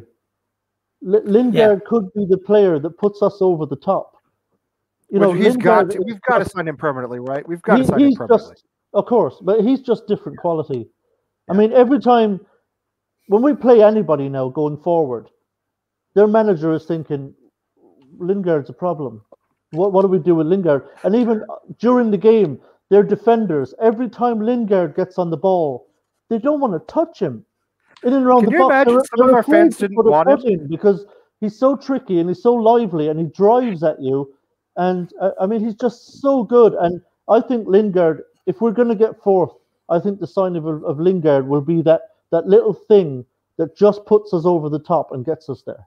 And I think, Tommy, I want to just go back to a thing that you said a second ago as well, and that was the personalities that we brought in. Leaders. We brought in leaders. I mean, every player that we brought in And is winners. a leadership role player. We brought in Souček. We brought in Kufel. They're setting the standard in training. And they've This won is what stuff. you They do. won You titles in bottom up. Czech Republic. They won titles with Slavia. Exactly. This is Yeah. Champions League training. That's what we do. Same thing with Lingard. This is Champions League level training. Here's what you do. He's the one going out there, walking around, throwing high fives at the end of the match, at the Tottenham match. That's brilliant to see. He's the one geeing up all the other players. Did you You see got Lingard Rice. with Moyes after the I Tottenham love match? that. Dawson's probably knocking on the door for England. Dawson is playing a leadership position too. I So forgot you we'd bring signed him. Everybody's quality up. Everybody's quality is going up with just those signings. So, I mean, just really fantastic work by Moyes and the team for doing that stuff. And I think that on its own has elevated us a level. And a player like Lingard, like you said, Tommy, I think could elevate us to the next level. And I know you're going to get into that, Lee. I'm going to throw my opinion in the ring right now. I don't see why we couldn't get him for 10 million. And I know that sounds cheap, but if he's got a year left on his contract and we send him back to Manchester and say, listen, you know you want to be here, he could force a move for 10, 15. Doesn't he look happy to you, John? Did you see him with Moyes after the Tottenham match? See him hugging Moyes? You see him playing in the band in the celebration? I mean, the guy looks happy, all right? Listen, I'm not going to be naively. If he was at any other club and I saw a player that tweeted #family about something, you know, he's only been here a month. I'm not getting ahead of myself, but all the signs point in the right direction. He's scoring goals. He's playing football. He could get back in the England squad in the setup potentially. He's playing with Declan Rice. He sees this a team that's going somewhere. And if you're going to go play second fiddle for Bruno Fernandes, you know, he knows he's not getting a sniff up there. So where is a good place for him to go? Yeah. Right now, we're a perfect place for him to go. And he could force that move. And I really don't think it will cost us an arm and a leg to get him. That he should be priority number one. Get it done early. Let's figure out the rest of our budget and go get 3-4 more players as well. Yeah, like I a agree. cry, And I wasn't think they will sell him in the summer, United. No matter what he's doing for us, they'll still be willing to move him on. They'll be looking to kind of bigger, more international kind of stage players to bring in to add to their team. So he will go in the summer. Now, obviously, other teams will come in and be interested, but I think the fact that he's playing for us week in, week out, and I think will be going into Europe with us next season, and he loves David Moyes, and is having a really good time at West Ham and is playing every week. I think that's why, despite other interest, I think he will still sign for us. That relationship And I think that will be huge, yeah. And actually, something you just touched on, John, about Lingard, about how everything is going so well right now and thing. I think that could be the thing that actually, where something could happen that I actually didn't think until very recently could happen, is that I think Declan Rice will actually stay. I think he'll want to stay at West Ham beyond this summer. What do you think it takes to get him to stay? And everybody, I want to ask everybody this because, I mean, we talk about Champions League being a possibility. Okay, Europa League is more likely, right? I mean, let's be honest. Potentially more likely. Is Europa League enough for Declan Rice? And can we sell him on this idea that, look, we're a club on the rise. We've got a manager who's organizing us now. Can we get past the whole thing about how we have the owners? Yeah, but who's going to come into it? Who's going to come in and say, here's 100 million this summer? Who needs it? No one can afford it right now. Chelsea aren't going to do it. No, Chelsea aren't going to take it. No, they won't do Man it. City don't need it. Man City don't need him. Right. I think United's priorities lie elsewhere. United's the only one I can see. I think we'll keep him. I think we'll keep him by default. I do not believe any club will bid the requisite money for Declan Rice in the summer. I agree with you. And I see a couple of comments in the chat about other people will pay more for Lingard. That's great. But if Lingard doesn't want to go to him, Lingard doesn't give a shit whether or not Leicester want to pay 20 million or 10 million for him. If he wants to be at West Ham and we send him back to Man United after having a great time with half a season at West Ham and that's the place he wants to be, we can get him. Yeah. We can get him, and we can get him for under 20. I really think so. 15 mil is about what I'm. Lingard likes a good time as well, so he prefer London over Leicester. Well, he's got bandmates now as well. We've got Declan on the drums. And Yeah. But he's got bandmates. I mean, Lingard's happy. Yeah, When's I the think he last is time too. Lingard has been happy in football. When's the last time he's got to smile and celebrate and do his stupid dances and stuff? He's not been able to do that for a couple of years now. You And know, I think time he you've wants seen to play for Might not want Moyes. him. Yeah. I think he That wants to play for relationship that he Moyes. has with Moyes is huge, Tommy. That relationship, they've been together. Massive. That when they come off the field, you see these behind the scenes, like little snippets and stuff. And Lingard's getting ready to go to an interview, and Moyes is hugging him, and they're both smiling, giving high fives. I love that relationship. I wasn't sold on Moyes when Moyes came in, but everyone seems to love that guy. And he's built a relationship with everyone in his own kind of way, which is so profitable to this season. I think Lingard will stay, regardless of if we get Champions League or Europa League, because he's playing football. That's what he wants to do. Yeah. You can tell when a player's happy. I mean, by the way, Charlie, you all right down there, buddy? You hadn't said much. You okay? Sometimes it's nicer to listen to other people. You know what I mean? Think about Do you know? Because a lot of it is stuff I'm not like certain on, and if I don't feel certain, I don't feel the need to say it. I mean, with Rice specifically, That makes you and I very different. See, I think you and I are very different on that front because well, it if depends on the topic. everything I say I'm uncertain of. So yeah. Well, that does suggest I'm certain on literally anything I do ever, which is obviously a complete lie. I think with Rice specifically, I think United would want him if the right price was there. I think 100 million is too much for them, but at the same time, if he went away and had an amazing Euros, then that makes 100 million a lot less difficult to stump up. If he has an unreal Euros, takes England far, and I think Declan Rice is a player that's built for tournament football, especially at international level. When you're playing for England internationally, you're going to face all of these like random terrible teams until you get to a tournament, and then obviously that's a different kettle of fish. And I think that's why we come unstuck as a nation quite a lot. I think he's a player who's built for it. I think if he had a great Euros, then I think Man United would be interested in him because I think that is a very specific hole in Man United's team, an out and out sort of defensive midfielder. Although they've sort of been making it work without it at the moment, to be fair to them. I think what would be enough for him to stay? I think it's a case of not the right team coming in for him and getting Europe. If we don't get Europe, I think most teams who would come in for him and actually be able to afford him would be very interesting to him if we don't have Europe. However, if we get Europe, it would be a case of it would have to be the right circumstance, because I think all of a sudden he has a reason to stay. If we're not in Europe and he's just facing another season in the Premier League where he's just sort of waiting for another team to come in for him, because ultimately that's what it is. At this point in his career, he is just waiting for the chance to step up a level. So if we're not stepping up a level, he's going to have to step up another way.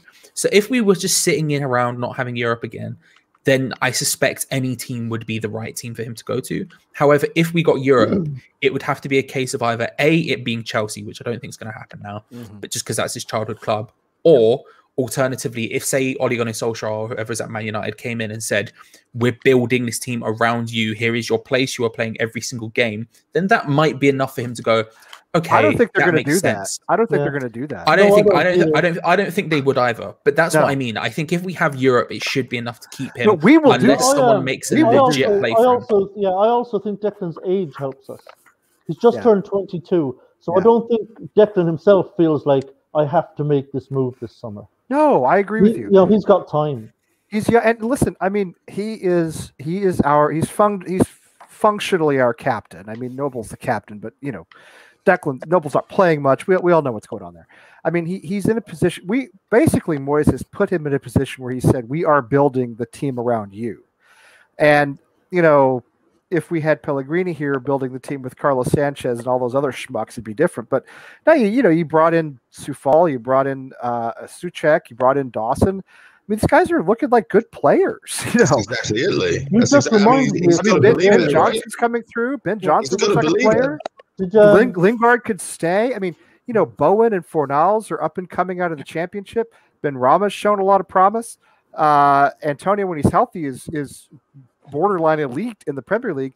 What we're building around him is is something. It's a thing. It's good. You know. Man United keeping Pogba will be the key to Rice being a transfer target for Man United. If they get rid of Pogba, then the funds become available for Rice. But if they choose to keep Pogba, they can't play Pogba and Rice. If we're, my thing with Sullivan is when someone comes in, he's set a price at 100 mil. But if someone comes in for 80 million, just knowing that Sullivan don't have too long, that's what I don't fear. Wish death on anyone ever. I never will. But he's getting to that stage where he's up there and he's going to pass something on. Does he want to pass on that 80 million to his son, and take the money he's offered, or does he want to build around this player? So it all comes down to, will he be greedy and cash in on, to me, who is our biggest asset and has been for the past few years? Well, let me Rice can be a legend at West Ham. To me, in my opinion, Rice is already a hero to a lot of people. I've got a son after Declan. That's 3 years ago. Is he named after him? Blew up. Yeah. I wondered about that, Danny. Yeah, I wondered about that. Declan Rice and Dylan after Dylan Tombides. Oh, okay, that makes sense. I never knew. Yeah. Can I just pick up on something there you said just a minute ago, Lee, where you said, that Rice is functionally our captain. Did anybody else notice? Because I noticed it at the time, and I was like, wow, that's huge. When Noble came on in the Tottenham game, he didn't get the armband. Didn't hand it over. You could see him telling Rice to keep the armband. Yep. He knows. He's passing the torch there, Tommy. Yep. He is. That's exactly what Rice, what Noble was doing. He was saying, no, look, you're the on-field captain. You should keep the armband on, even if I come off the bench. Noble wants what's best for the club, and we know that. Yeah, and you know what? Massive props to Noble for that, right? I mean, take a second on that. Incredible. I was thinking at the time, wow, Nobes, that's brilliant. That's absolutely brilliant. Class. That sends a message to the man is just he's a fantastic Noble, fantastic servant of the club. Yeah, because that was tactical from Noble, right? Of course. Noble did that for West Ham. Sure he did. Yeah, of course. No, he knew what he was doing. Noble's a wonderful servant of the club, and obviously I hope we keep him around in some capacity, and I'm sure we probably will. He'll be a coach. But Danny, what you said that we have are former players. Right, and I think that's. They know what it's like to play for West Ham. They know what it's like to play for West Ham. They know what it's like to deal with our owners. They know what it's like to play for West Ham. Kevin Nolan, I think, has been a huge influence. But what you said about Rice, Stuart Pearce, exactly the same way. Our defense this year has been incredible, man, compared to last year. It's been unreal. What you said about is doing their job. Everyone. What you said about if we keep Rice, can you imagine if we keep Rice for 10 years? I mean, you guys remember every year. The 2003 team that went down on 42 points. Who was on that team? Joe Cole was on that team. Michael Carrick was on it. Glenn Johnson. That's exactly why I argue he's worth so much more than 100 million. He's got to be 150, 200 million. You haven't even seen the best of Declan Rice yet. You're not even going to see the best of Declan Rice for another 4 years. Any team buys him now, you've got him 10 years you're buying him for. If Man United was to buy him. I mean, incredible. I agree with both of you guys. The money's only going to... Imagine if West Ham stay up with that 2003 team. All right? Imagine. I mean, that's kind of always been our problem is selling, Lee. What's always been... Well, we had to sell because we went down. I mean, imagine if imagine... even when we were up, we still sold. I know. We sold Rio. I know. We sold all our big stars. We've always been a selling club, and now we've got a player. This is probably the first player in donkey's years that I've said, you are not going to put a price tag on this player. He is not for sale.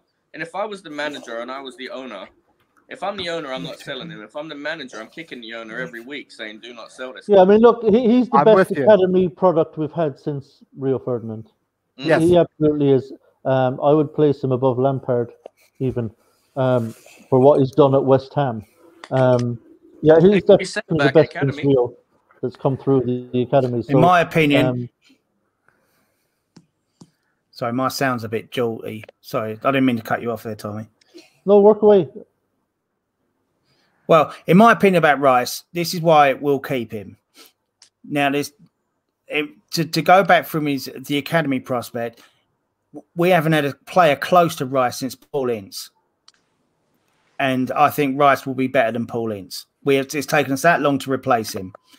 say what you want about Paul Ince, he was phenomenal for West Ham. Best, like you ask anyone around the club at the time, so he was the best player to come through the ranks is Martin Peters. And then, so I think Rice is better, but also if you're Sullivan, you're going to ask yourself, are West Ham fourth with Rice or without Rice? It's very much with. You take Rice out of that team goes down 25%. Well, that's what John is. So if you're Sullivan, John has said for months now, John, that we saw the other day somebody I saw on Twitter, and Twitter, who knows, it's a cesspool, but somebody mentioned that Sullivan has put a £600 million price tag, I think it is, on the club, £600 million to purchase the club. I don't know if that's true or not. Nobody knows if that's true. If that's the case, the Declan Rice is 1/6 of the value of our club, the whole thing. Well, see, the funny thing about it is that's probably true. But probably is if true. You're Sullivan, you're thinking, right, if I'm Sullivan, I'm thinking, right, if we get in the Champions League and then I attract a couple more decent players and then I stay in the Champions League, is 100 million is 100 million selling Rice worth it when in 5 years' time the club could be worth $1 billion because of their established Champions League team? And that doesn't happen without Rice. Doesn't happen without Rice. And to me, Rice is the stock price of the club because he's a great player, but you bring in others as well. So Did you see Craig Dawson? He did a Q&A with the Twitter account, the West Ham Twitter account this morning, and he said somebody asked him who the best player in the team, and he said it's Declan Rice. He didn't hedge. You know what I mean? He said even in training as well. As well. What we don't see behind the scenes, Declan Rice was best in training. I'll see if I can find it. Anyway, but I think Rice would be stupid to force a move, which I don't think he ever will force a move. I don't think he wants to leave. I think he likes West Ham. Why would he want to?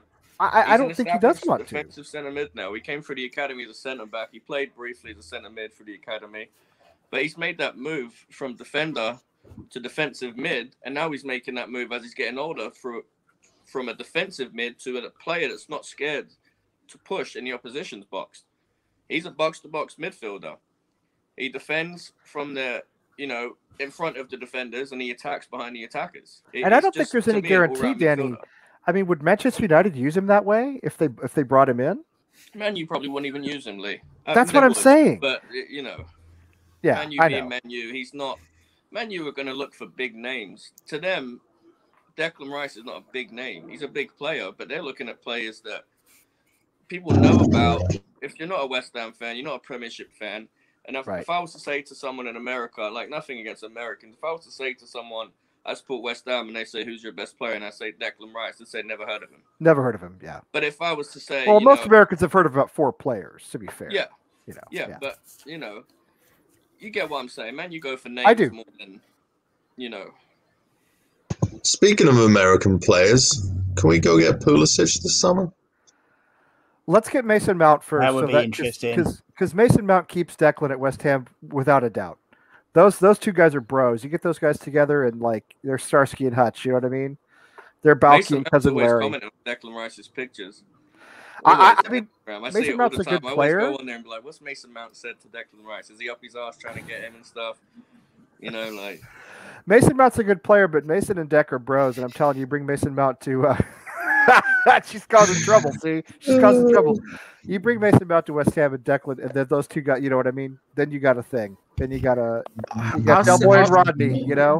I'll say it only because I know no one else is going to say it and everyone's going to hate me for it. But I'll say it. I would sell Declan Rice in a heartbeat in the summer, man. You keep saying that. He would go, bro. Out of our team, right? He's sticking with it. He said it last week too. Specifically, if you're talking about specifically that midfield two, he's the replaceable one. Souček is irreplaceable. We would not find someone who can do Thomas Souček does for this team.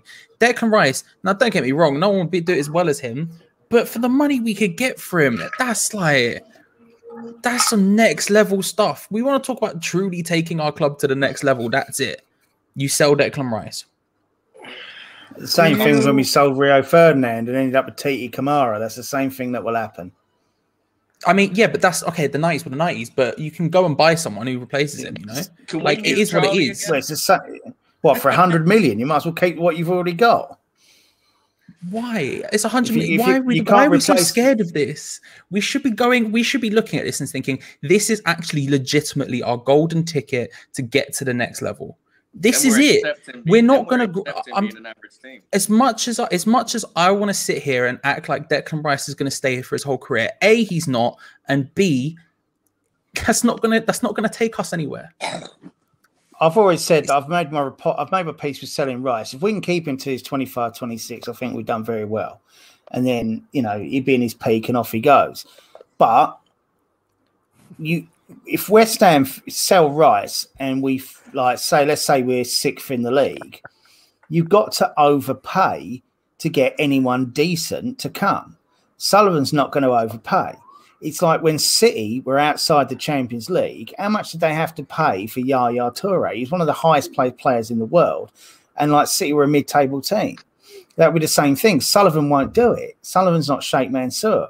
So if you sell Rice, basically you sell your ambition because no one's coming. No one's going to come. I think it shows ambition. I think it shows ambitions. If you sell Declan Rice and go, actually, we're making our bet here. We look at this team and we think this is a group of players who are going to take us forward. I think we all agree here that this group of players is one of the better ones we've seen in a long, long time. The togetherness, everything. They are a group of players who work exactly rightly for the manager. They work in a system. They work in a thing, everything else. If you can take a single cog out of that team because we have no depth and then get depth for it, all of a sudden, we're not getting this once. We can continuously do this. Now, I'm not saying we're going to continuously get fourth. Let me ask you this, Charlie. Do you rip the soul out of it? I mean, you know, how much of our success right now? And it's a question. I'm not making an argument. I'm just asking a question. Yeah. How much of it is down to who Declan Rice is, what he represents? He's the captain. He's the leader. He's young. I know he's 22, but how much of the success right now is down to him? And if you take him out, do you pull out the Jenga thing that makes the whole thing fall down? He's a part of it, but he's not all of it. Not all of it, but I mean, but what part is he? Is my question. I get what Charlie's saying too, because you know Souček at the minute, 8 goals, maybe a couple of assists. I mean, he looks irreplaceable. Declan Rice, he's not contributing the goals, but Souček without Rice, you can get those right. So if Chelsea came out and say, you know what, we'll give you Kante and 100 million, you got to look at it. I mean, I get that, but the intangibles are what's so big with Rice as well. Good players want to play with good players. Declan Rice is a phenomenal player that is worth so much money just because of how good he is and also the type of players that he can attract to a club like West Ham. If Declan Rice takes us into the Champions League, there's other players that want to play around Declan Rice, and I think that is probably just as valuable as his monetary worth. Talking about this race for fourth. That's your bet. Which obviously Chelsea that is your bet. Keep right that we're going to be kind of going up against for fourth. Let me just put it this way to you, okay? Where we look at the run-in, because I'm looking at it here on my phone. 24th of April, we're at home to Chelsea. Massive 6-pointer, if we can win that one. The remaining games then for Chelsea, they're at home to Fulham. Okay, you really fancy them there. Away to City, home to Arsenal, home to Leicester, away to Villa. It's not a tough, it's not an easy final 4 games for them by any means. So if we can stay in this hunt and beat them at home, we are in this thing big time. What happens if Antonio gets injured? We're fucked. We play a false number. What happens if Souček or Rice get injured? We're screwed. If Souček or Rice go down, it's over. In my opinion. There's no depth in this team. Where's the depth going to come from? I understand the argument, Charlie. Listen, you make a compelling argument. You do. You will get depth by keeping Rice. I mean, the Tampa Bay Buccaneers do not win the Super Bowl without Tom Brady. I mean, let's have a West Ham example. Sure, but we're not going for the Premier League though. That's a bit different. Well, we are, because I mean, but if you look at a proper West Ham example, when West Ham sold Julian Dix, we received Mike Marsh, money, and David Burrows. Now, like for like player, probably David Burrows was as good, or if not better, as Julian Dix. But having sold Julian Dicks, West Ham had lost a lot in the dressing room, the heart, the fight, and everything else that Dicks gave. It didn't come back until Dicks came back. Now, I think you basically get that with Rice. Now, Rice, is a totally different player to Dicks, but you cannot replace Declan Rice with blankety-blank foreigner that you've just paid for. It doesn't work. Rice has come through the ranks. Rice has done this, has done that. Fancy dad. Yes, but sorry. You can't do that. I mean, the bet is to keep Rice as much as possible because of what he brings to the actual club. So here's what Dawson said. You guys have probably already seen it. He said this on Twitter. This comes out of Football London. They just picked it up off Twitter. I didn't realize how good he was until I saw him day in and day out. Lovely said that was unbelievable. He's also got incredible potential. I mean, he didn't even he wasn't diplomatic in his answer, to the question, who's the best player at West Ham. He was like, oh, it's Declan Rice. Like, there's no doubt about that. We don't want to make the mistake that Tottenham did. I understand Charlie's point about I do too. Yes, I'm not. We need it. We need the depth. We definitely do, especially if we get into Europe. We're going to have to buy. But Tottenham made the mistake when they sold Bell that they brought in all these big players that they brought to the Premier League that had no experience. And that following season, they went to shit and they missed Bell. And I don't want us to we're going to miss Rice regardless. We're going to hate the day that says on Sky Sports News, West Ham accepted we're going to hate that. But going on to what, I don't know if you guys have watched Russ's My Hammer 11 YouTube page, but I fell asleep yesterday to the interview that he had with Julian Dicks. And Dicks said that when West Ham came in for him, he was set there. He wanted to go there. He was there. It was the happiest time of his career. Then Liverpool came in. He didn't want to go to Liverpool, but West Ham sold him. And then he regretted the move to Liverpool. He didn't regret it. He enjoyed his time there, but he regretted the atmosphere at West Ham, the comparison. And as soon as he got, he had an injury spell at Liverpool, well, West Ham came back in for him, and he said, right, I want to go back. He said this is the happiest he's been. So my thing is, would Rice regret leaving West Ham if he was to leave West Ham and then his career just goes backwards? It's okay wanting to play a Champions League football if we don't make possibly, but that would be Declan Rice's problem at that point. I wouldn't actually care at that point. But once he leaves West Ham, if it's a bad move for him, that's his problem. But if you're Declan Rice and you're an established starter at West Ham, you are the star of the team. Would you want to leave, knowing that we're on the up right now? For the right club, he will, yeah. I don't think he's the mercenary type, though. It doesn't seem that way. Yeah, he's so happy. Yeah, that's what I'm saying. Is happy. He's a goofball, and one of the very ambitious. You hear it in every interview. I want trophies. I want to win things. Look, he's ambitious, and we have to accept that. If a big club comes in for him with a big bid, he's gone. It's as simple as that. We have to accept that. He's gone, but we have to show ambition. I think we are. I've got to be gone. I've got to put the kids in bed. I'll see you later, boys. All right, John. Hey, thanks for coming on, John. Great to see you. Yeah, we're going to wrap up. Right, we're going to wrap up in about, and Kieran, I'm not joking, we're going to wrap up in about 15 minutes because I got to get up. I have a which means we'll be on air for another 2 hours. Charlie's been saving his Tommy knows. Thank you, John, for coming on. It's really good to see you. I know you hadn't been on in quite a while, so maybe on more often. But I guess my question is, and by the way, the Charlies here, tight. That's all I'm saying. Of course, all Charlies know each other, right? You realize that. We do. Yeah, we have annual meetings. The AGM was last week. CB bought he bought pie. It was lovely. Just like all influential, may I add, they're like the Bilderbergs. Right, just like all English people know each other, Tommy. That's why you and I we're sort of like on the outs here. Anyway, no, but let's see about Declan Rice. He's ambitious. My question about him is, and this is where I think maybe I hope he's a little different. Maybe he's not. Does he want to do it his own way on his own terms? I mean, does he want to do the Rio Ferdinand thing and say, all right, I'll jump to Manchester United and win trophies with a mega club? Not that they're guaranteed to win trophies these days, by the way. Or is Declan Rice the kind of guy who says, I'll stick with West Ham. I'll go for an FA Cup. I'll go for a Europa League or something like that, because I want to do it my way with my club. I got three things, and I'm hoping I can remember them all in order. One, we got to show them we're progressing. And yes, I agree with that. We are. Yeah, we are right now. We're night and day compared to last season. So if we land in any European spot, massive progression, hopefully better investment, and we can aim for even better European competition the following year. Right. I've already forgotten my points. What was the question? Well, I was just asking, does Declan Rice want to do it his way? Is he the kind of guy who will say, will he do the Frank Sinatra thing and say, I'll do it my way, I'll do it at West Ham, as opposed to, I'm going to do what everybody else does, I'm going to jump to Chelsea, Manchester United. I remember now. I think I remember now. So, two, you know, you're not tweeting about Bobby Moore and stuff if you don't actually care about the club. I hope. I know we live in a world of like, you know, media I thought that was a wonderful tweet. Like I did. I thought that was a great. He's got a bit of a. He's got more than a soft spot for being at West Ham. He loves West Ham. That's fine. Let's be realistic. Sure, there's a lot of big clubs out there.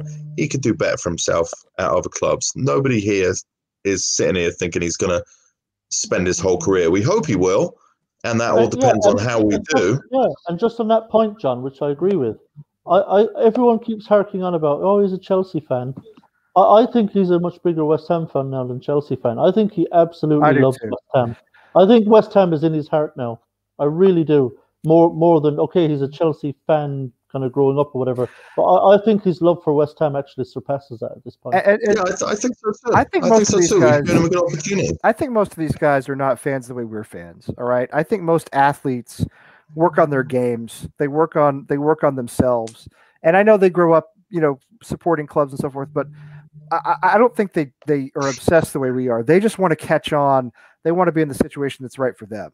You know. Yeah, and you never hear people talk about Harry Kane that way. Oh, he's an Arsenal fan. Right. Exactly. Who cares? So he would leave Tottenham for Arsenal. No, he wouldn't. No, well, that kind of brings me to my third point, Tommy, which is, who are you going to leave West Ham for right now that's a sure thing apart from Man City? I was actually the only sure thing in Europe. I was actually going to say that. But I said it earlier. I said we'll keep him maybe by default because no club will actually come in and bid the money for him, like that actually needs a Declan Rice. The only way we might lose him if some bid comes out of left field from some major European club. Well, not only that, but like, do you want to go work for Ole Gunnar Solskjaer right now? He may not be there in a year. They're doing all right. But Man United aren't anything super impressive. Man City are very impressive. Liverpool under Klopp a year ago, fantastic. They've lost half their team through injury. Could still be a good option. Yeah. But Chelsea are up and down. Arsenal are up and down. If West Ham finish in the top four, who are you going to leave West Ham for right now? That isn't Man City. I don't know if I'm leaving for anybody. Very, very. At least for a year. What if we finish? What if we're in Europa League instead of Champions League? Because let's be honest, it's more likely. Did you see what he tweeted earlier about something? If we keep Lingard next season, we'll be happy. He's initiating by that comment that he will be there next year if we keep him. I thought it was appropriate, Danny, that he tweeted this. I thought this was fantastic. I mean, just the fact that he recognized the importance of Bobby Moore, the importance of the day, how the fans feel about Bobby Moore. I mean, this is a captain's tweet to me. I know that sounds kind of stupid, but it's a captain's tweet. It is. This is what Mark Noble would do. You know, it shows a concern for the club that just goes beyond like, oh, they give me my paycheck. I think. I also think though, as a youth player, you have to be leaving a club. There's always a risk every single time. It doesn't matter where you're moving. It doesn't matter. Wilfred Zaha went to Man United when they were a sure thing, and his career went horrendous because of it, and he ended up back at Crystal Palace.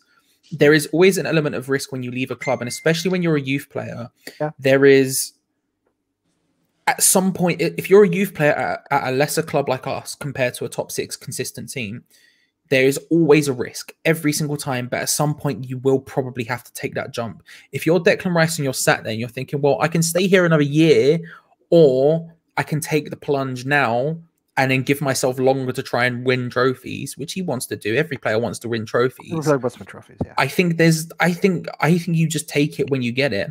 I think if I put myself in Declan Rice's shoes and I think there's a club coming in for me now, do I stay an extra year, knowing West Ham have done well and everything else, or do I go to that team who are consistently in the position West Ham are in once now? I think I probably take that plunge. At the same time, like I said before, I do think getting European football is enough to stop Declan Rice leaving for a summer. But European football, so Europa League, you think would do it?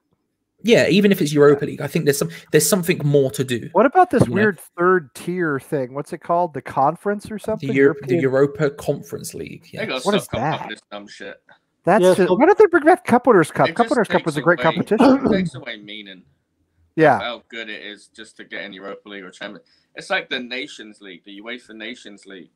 Why? I mean, oh, that's terrible. That's just a money grab. I think it's just an opportunity for some kind of lesser European clubs to play some European football, win a European trophy. It also means that the Europa League is much more streamlined now because it's cut in half. There's only 32 teams in the Europa League next season, same as the Champions League. Oh, conspiracy theorists would say, they're setting up 3 tiers with promotion and relegation right there. Question for you guys, and very serious question. It just came to my mind. If Chelsea finish 5th, but win the Champions League, do we drop out, or would we still get that 4th spot for Champions? There was a situation years ago. Can't remember who it was, but someone won the Champions League and never finished 4th. Had to play Europa League football. I believe we'd get Europa League. Yeah. So that would be a kick in the ass. Can you imagine going all season? What an accomplishment it would be to finish 4th, and then the rent boys fuck us and win a Champions League. I don't think they'll do it, but if they won Champions League, I don't think they'll do it. I mean, it's possible. Actually, wait, hang on. It's possible. I tell a lie. Actually, I think we would get Champions League. I think if the team wins the Champions League, but they're not in the Champions League places, I think England has 5 Champions League places. I think that's how I think it works too. No, I was looking into it the other day, and I can't remember which way around it was. Didn't they make an exception for Liverpool that time? So they would be allowed to defend it. But I think they switched it since. I think you have to finish top 4. I don't think they let you defend it if you don't qualify. No, if you win Champions League, you get into the Champions League, and if you win Europa League, you get into Champions League. What if Tottenham win the Europa League, Chelsea win the Champions League, West Ham finish 4th? I think if Tottenham won the Europa League, I think it's the same thing. I think England has 4 places unless England. I think. Tottenham, I was looking into it literally 3 days ago, but it's so confusing. I can't remember which way round it is. But I think it is that. In my head, it's so. They're definitely guaranteed Champions League. Did anybody think we'd be having this conversation at the start of the season? I just want to listen. Against Newcastle. All I want to say is, as we get down to the end here eventually. About a year ago at this time, a little less than a year ago, early mid-March, we were staring into the abyss, right? We were 4th from bottom, right? 17th. And the league shut down, and nobody knew for how long, and nobody knew whether it would come back or not. Karen Brady wanted it all to be null and void, if you remember. Nobody knew if the league would be null and void, if there would be a system, a points per game system that would keep us up, or a points per game system based on home and away results that would put us down. Nobody knew. Nobody knew. The French league shut down. The Dutch league shut down. Everybody shut down, killed it. You know what I mean? We stared into the abyss for a couple of months. How long was it? Weeks, months. 101 days. It was torture. It was brutal. It was, as a sports fan, it was the worst thing I've ever experienced. As a sports fan, not as a human being, but as a sports fan, it's the worst thing I've ever experienced. All right, worse than the Bruins was the Stanley Cup. Worse than all the bad things. Because it was, you couldn't do it. There was no end. You know what I mean? It was indefinite. Just hell. It was hell. It's why I got hooked on Twitter, because I kept going on to see what's going on with the league today, and now I can't get off of it. Anyway, it was hell. And sitting where we are, just about 1 year later, 11 months later, look, honestly, I would have taken staying up. All right, I would have taken staying up this season. The fact that we're having a serious, no joke conversation about Europe and furthermore about Champions League, I don't know what to tell you except that I've never been happier or more shocked as a West Ham fan than I am right now. I just googled it, by the way. The only way if we finish 4th, if we won't get Champions League, is if a team from England wins the Champions League and the Europa League. then fourth gets Tottenham Europa and League. Chelsea. That's the Tottenham only and way. Chelsea, Tottenham and Chelsea, you know what's going to happen, Charlie. They're gonna fuck us. It's 100% going to happen. You know that, right? I'm winning a trophy. Behave. Fucking You God. know it's going to happen. I Although, would do this. you know what? If you guys are up for it, on the final day of the season, I would do a watch along that maybe all of us can just get together. If you guys are up for it, we'll do a watch along or something and celebrate together. We're gonna be in Europe next year. I don't know what tournament, but can you imagine like how excited we would be? You know, like just it makes me as a West Ham fan all my life, it makes me feel nervous talking about it. Just like get little butterflies in my tummy. You know? I'm afraid I'm going to it's jinx just- it. I'm always afraid I'm going to jinx So, it. so here's the question, right? With this begs, given what you just said, Lee, about the turnaround in such a short space of time, if we were to qualify for the Champions League in fourth, and City, I think, will win the league, I think surely, despite the fact Guardiola has taken City to the title, Moyes would have to be manager of the year. No question. Yeah. No question. No question. Has he No won doubt. manager of the month this year? I'll probably still go to Bielsa. Ah, Yeah. screw him. I'm so tired of hearing about him and Just Leeds sits and on how his great fucking they knees, are, doesn't how brave they are on the ball. I have nothing against Leeds. I don't know anything about Leeds except for the whole the famous manager, Brian Clough, the whole Brian Clough thing, with Leeds in the 70s, the movie, Damned United, all that. That's all I know about Leeds, all right? I don't know anything Yeah, I else. was on a show, I can't remember exactly which one even, before we played them at Elland Road. And there was other people on, and people in the comments who were going about Leeds, and all this, tough game. And I'm thinking, like, am I seeing something other people aren't seeing? I was saying, like, they're a bang average. I'm so tired of hearing. Okay, half Premier League team. Right. They're not that good. no, they're a promoted team okay, that's going to stay but- up, so good for them. Good for them. They got Yeah. promoted to stay up. That's great. Good I for mean, them. to be But they're not fair, that great. They're to exciting. be to watch. fair, any manager that gets Patrick Bamford to look like a Premier League striker he deserves more than manager of the year. He deserves a knighthood. That's unreal. Patrick Bamford is maybe the most bang average championship striker I've seen in my life, and yet somehow he looks good. So I'll give him that. Well, all right, fair, but I can't. I mean, if it's not if we hold this form and we're in Europe, but any form of Europe, Europa League, especially Champions League, and it's not David Moyes for Manager of the Year, there's not even a reason to have the award, frankly. Do you think After- Leicester could slip out of Champions League places? they tanked at the end of last season after the restart? Remember, they had They did. a terrible stretch. But we're talking And- about West Ham possibly falling out. Leicester, Well, Leicester just That's right the thing. there with It us. could happen to another club just as much as it could happen to us, right? No, I mean, it's very in close theory. up there. I They've think had injury problems. Leicester, they've had quite a few. right. It's and they don't tight. have squad depth either, to be honest. Mhm. They've got 2 players out with ACL tears, and I mean they've got a few good players, but James Maddison goes down, or Iheanacho has to come in for Vardy at any time. Iheanacho is not gonna, light the stage, is he?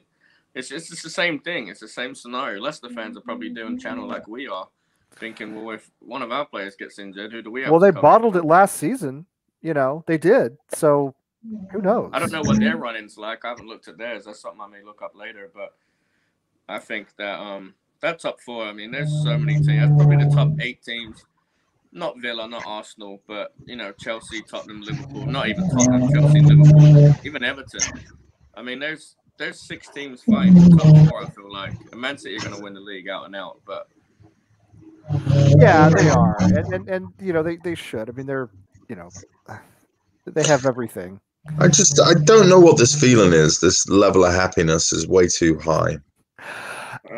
I'll tell you, I'll mention you guys can drink because I'm going to mention being a TCU football fan for many, many years, going back to my childhood. Then I went to college there.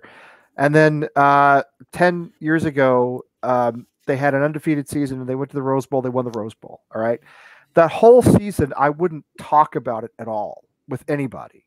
I wouldn't discuss the game, except online with the message board people I knew who were friends.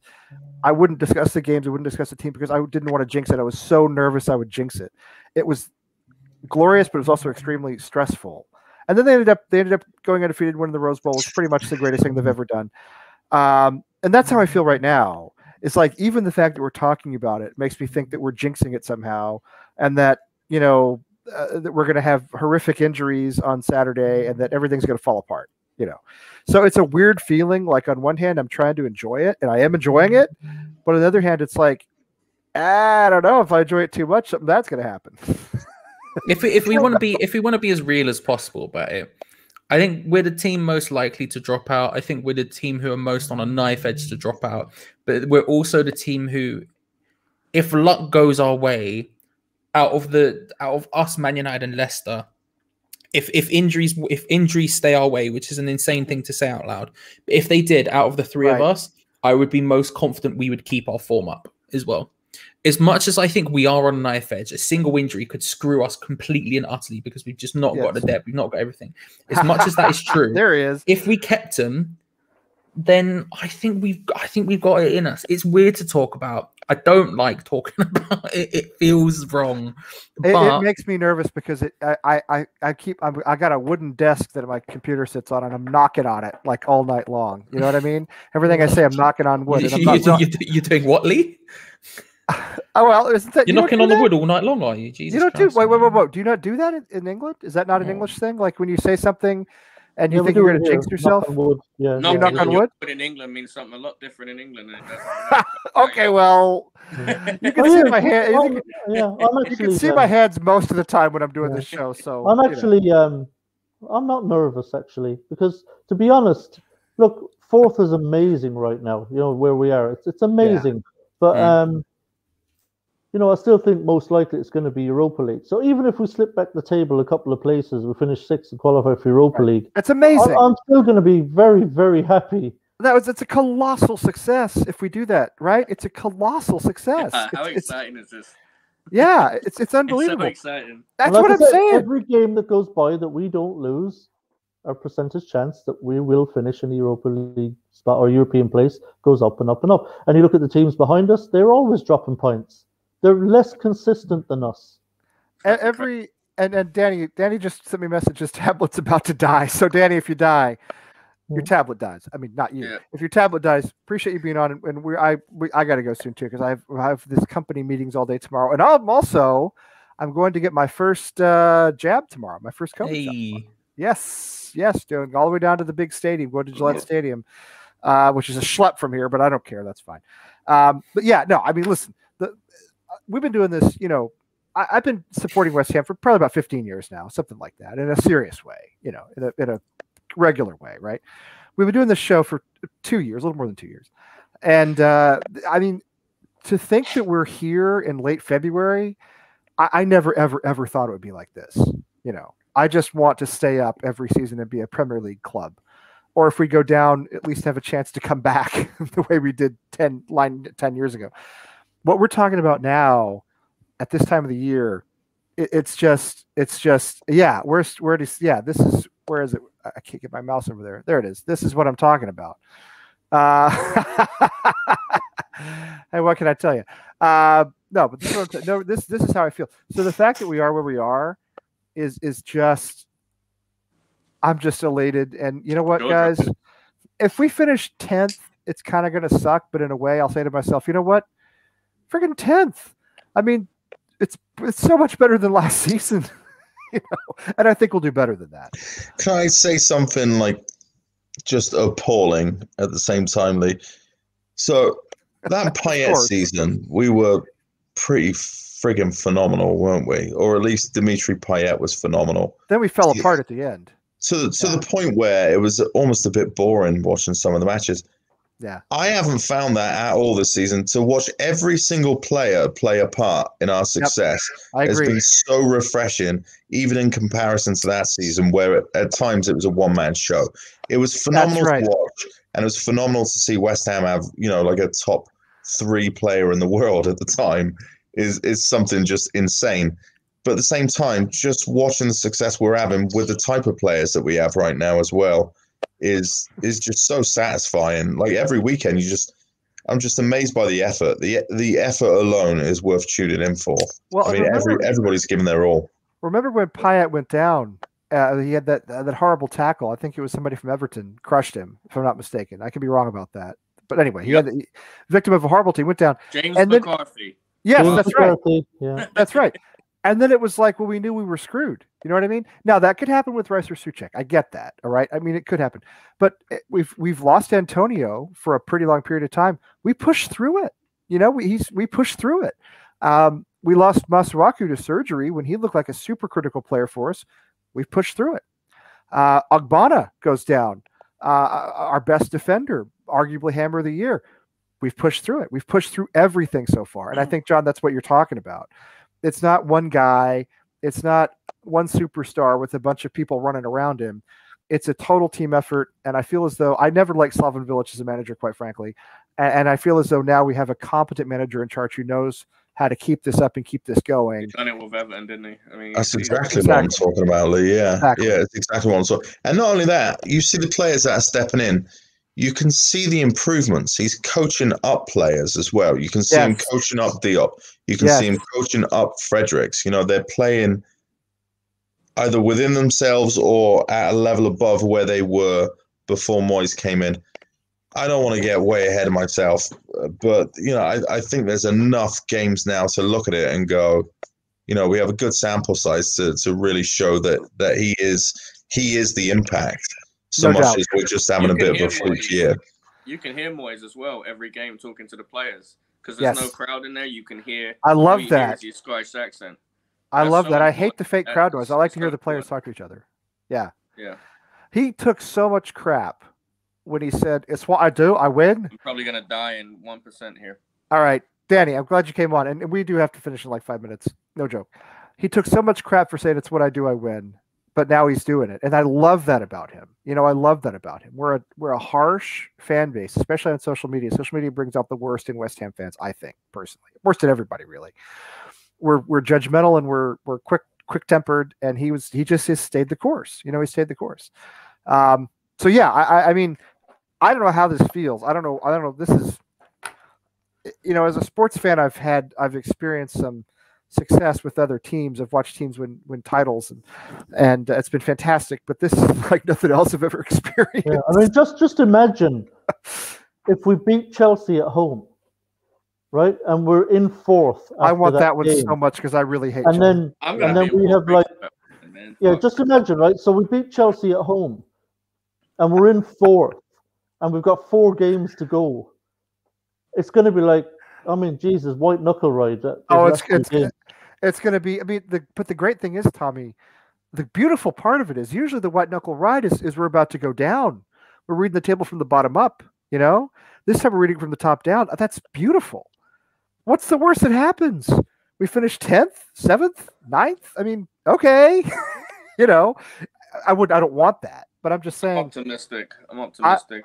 I'm not sitting here looking at us in 16th, 17th, 18th right now and looking at Manchester City coming up this weekend and saying, if we don't get 3 points, we're going to fall back into the relegation zone. I'm not doing that. And I love the fact that I'm not doing that. It makes a huge, huge difference. Yes. Chelsea and Man U will be Chelsea and Man U's got the look of a tie all over it. And so does Leicester and Arsenal.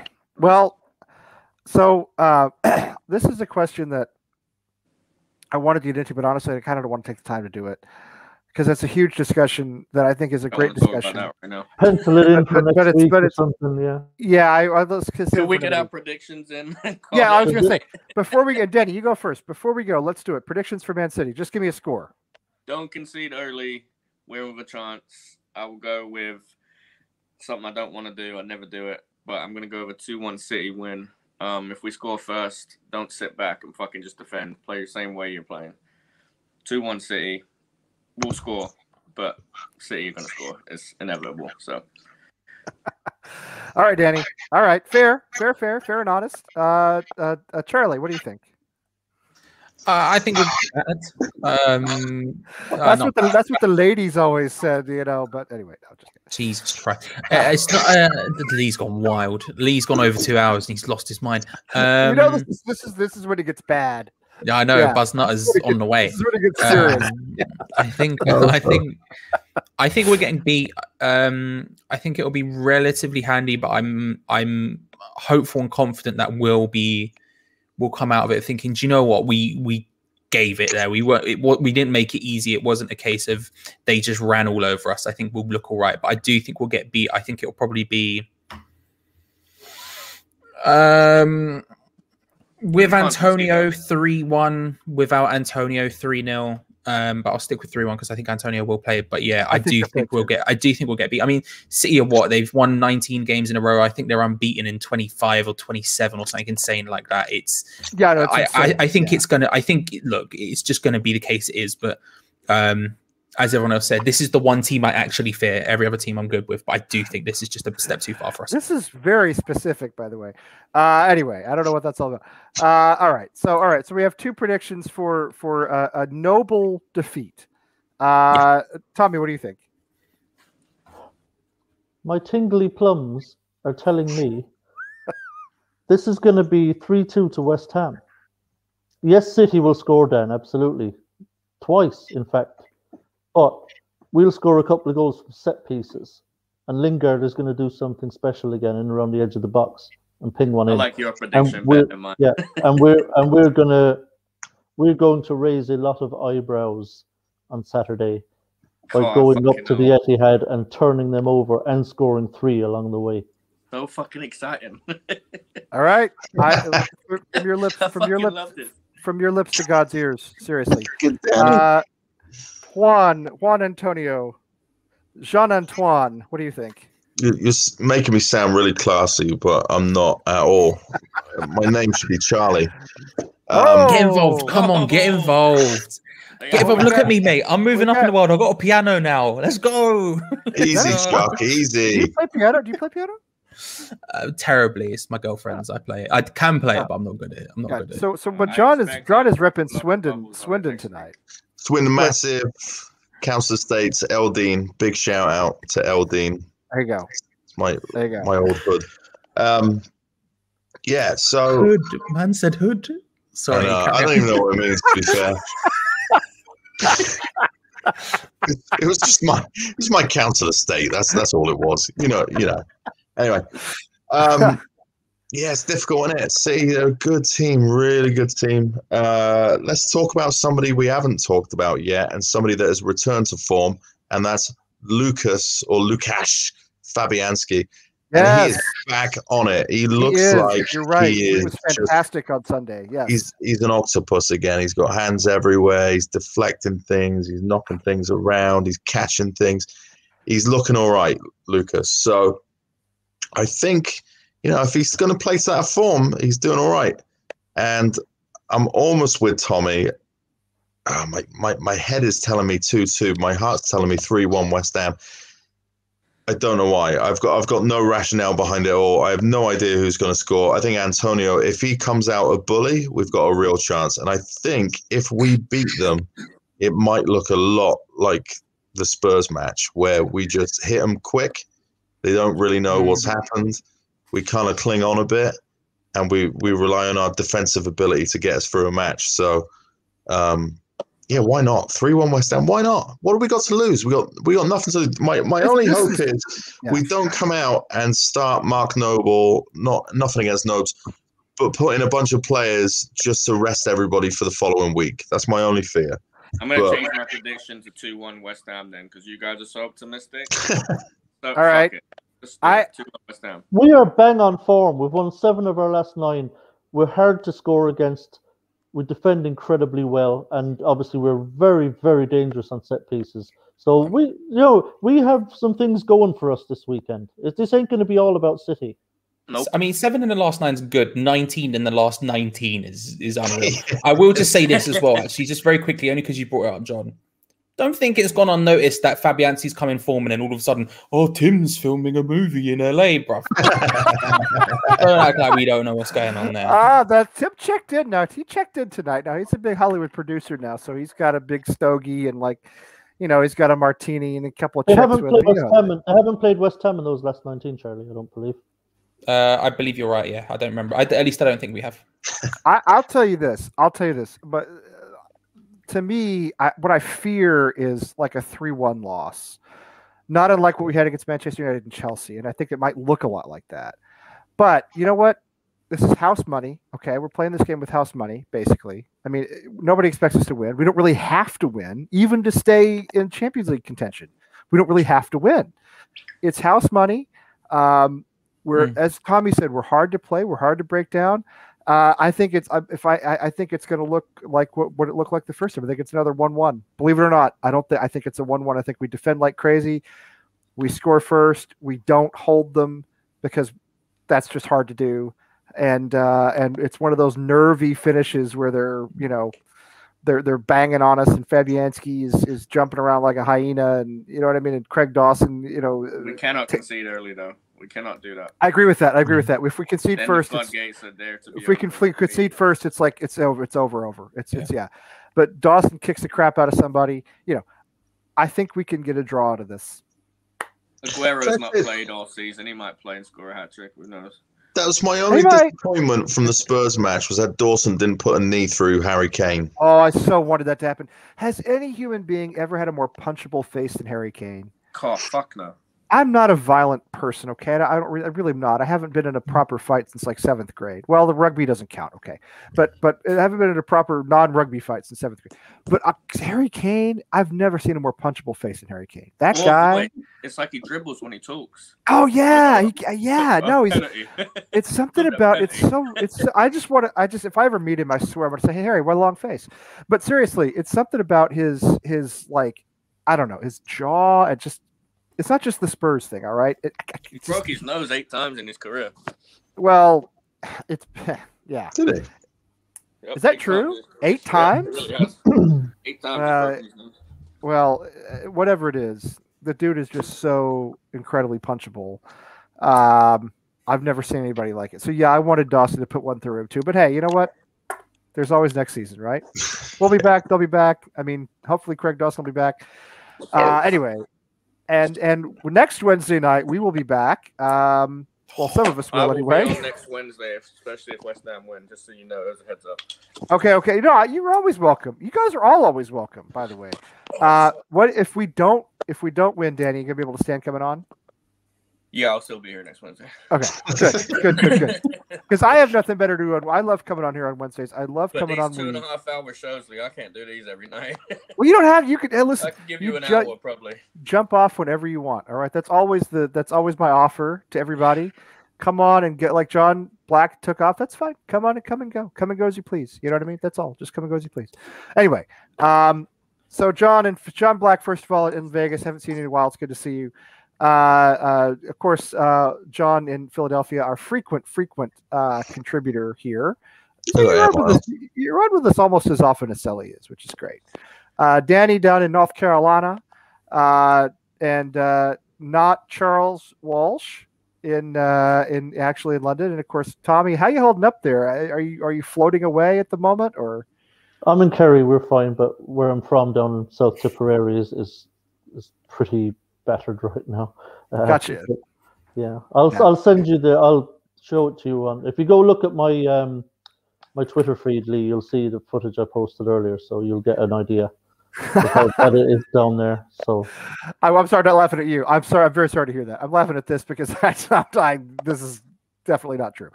Well, Tommy, I know how you feel. I mean, because obviously Texas suffered through a horrible week last week, and I was in touch with a lot of friends down there who really suffered, and they've all made it through, but it was tough, really tough. So I'm sorry your hometown is going through that. Anyway, I hope everything's okay. But on a brighter note, Katie tomorrow night talking to a fan or something, probably. I'm on with Katie tomorrow. Oh, you're on with. There you go. Danny's on with Katie tomorrow. That's fantastic. Yes. It is. It's even longer if you have to take a boat, I would imagine. Yeah. So Katie tomorrow night, and then we'll be back on Wednesday. And then there's are we doing Friday Night Lights still, John?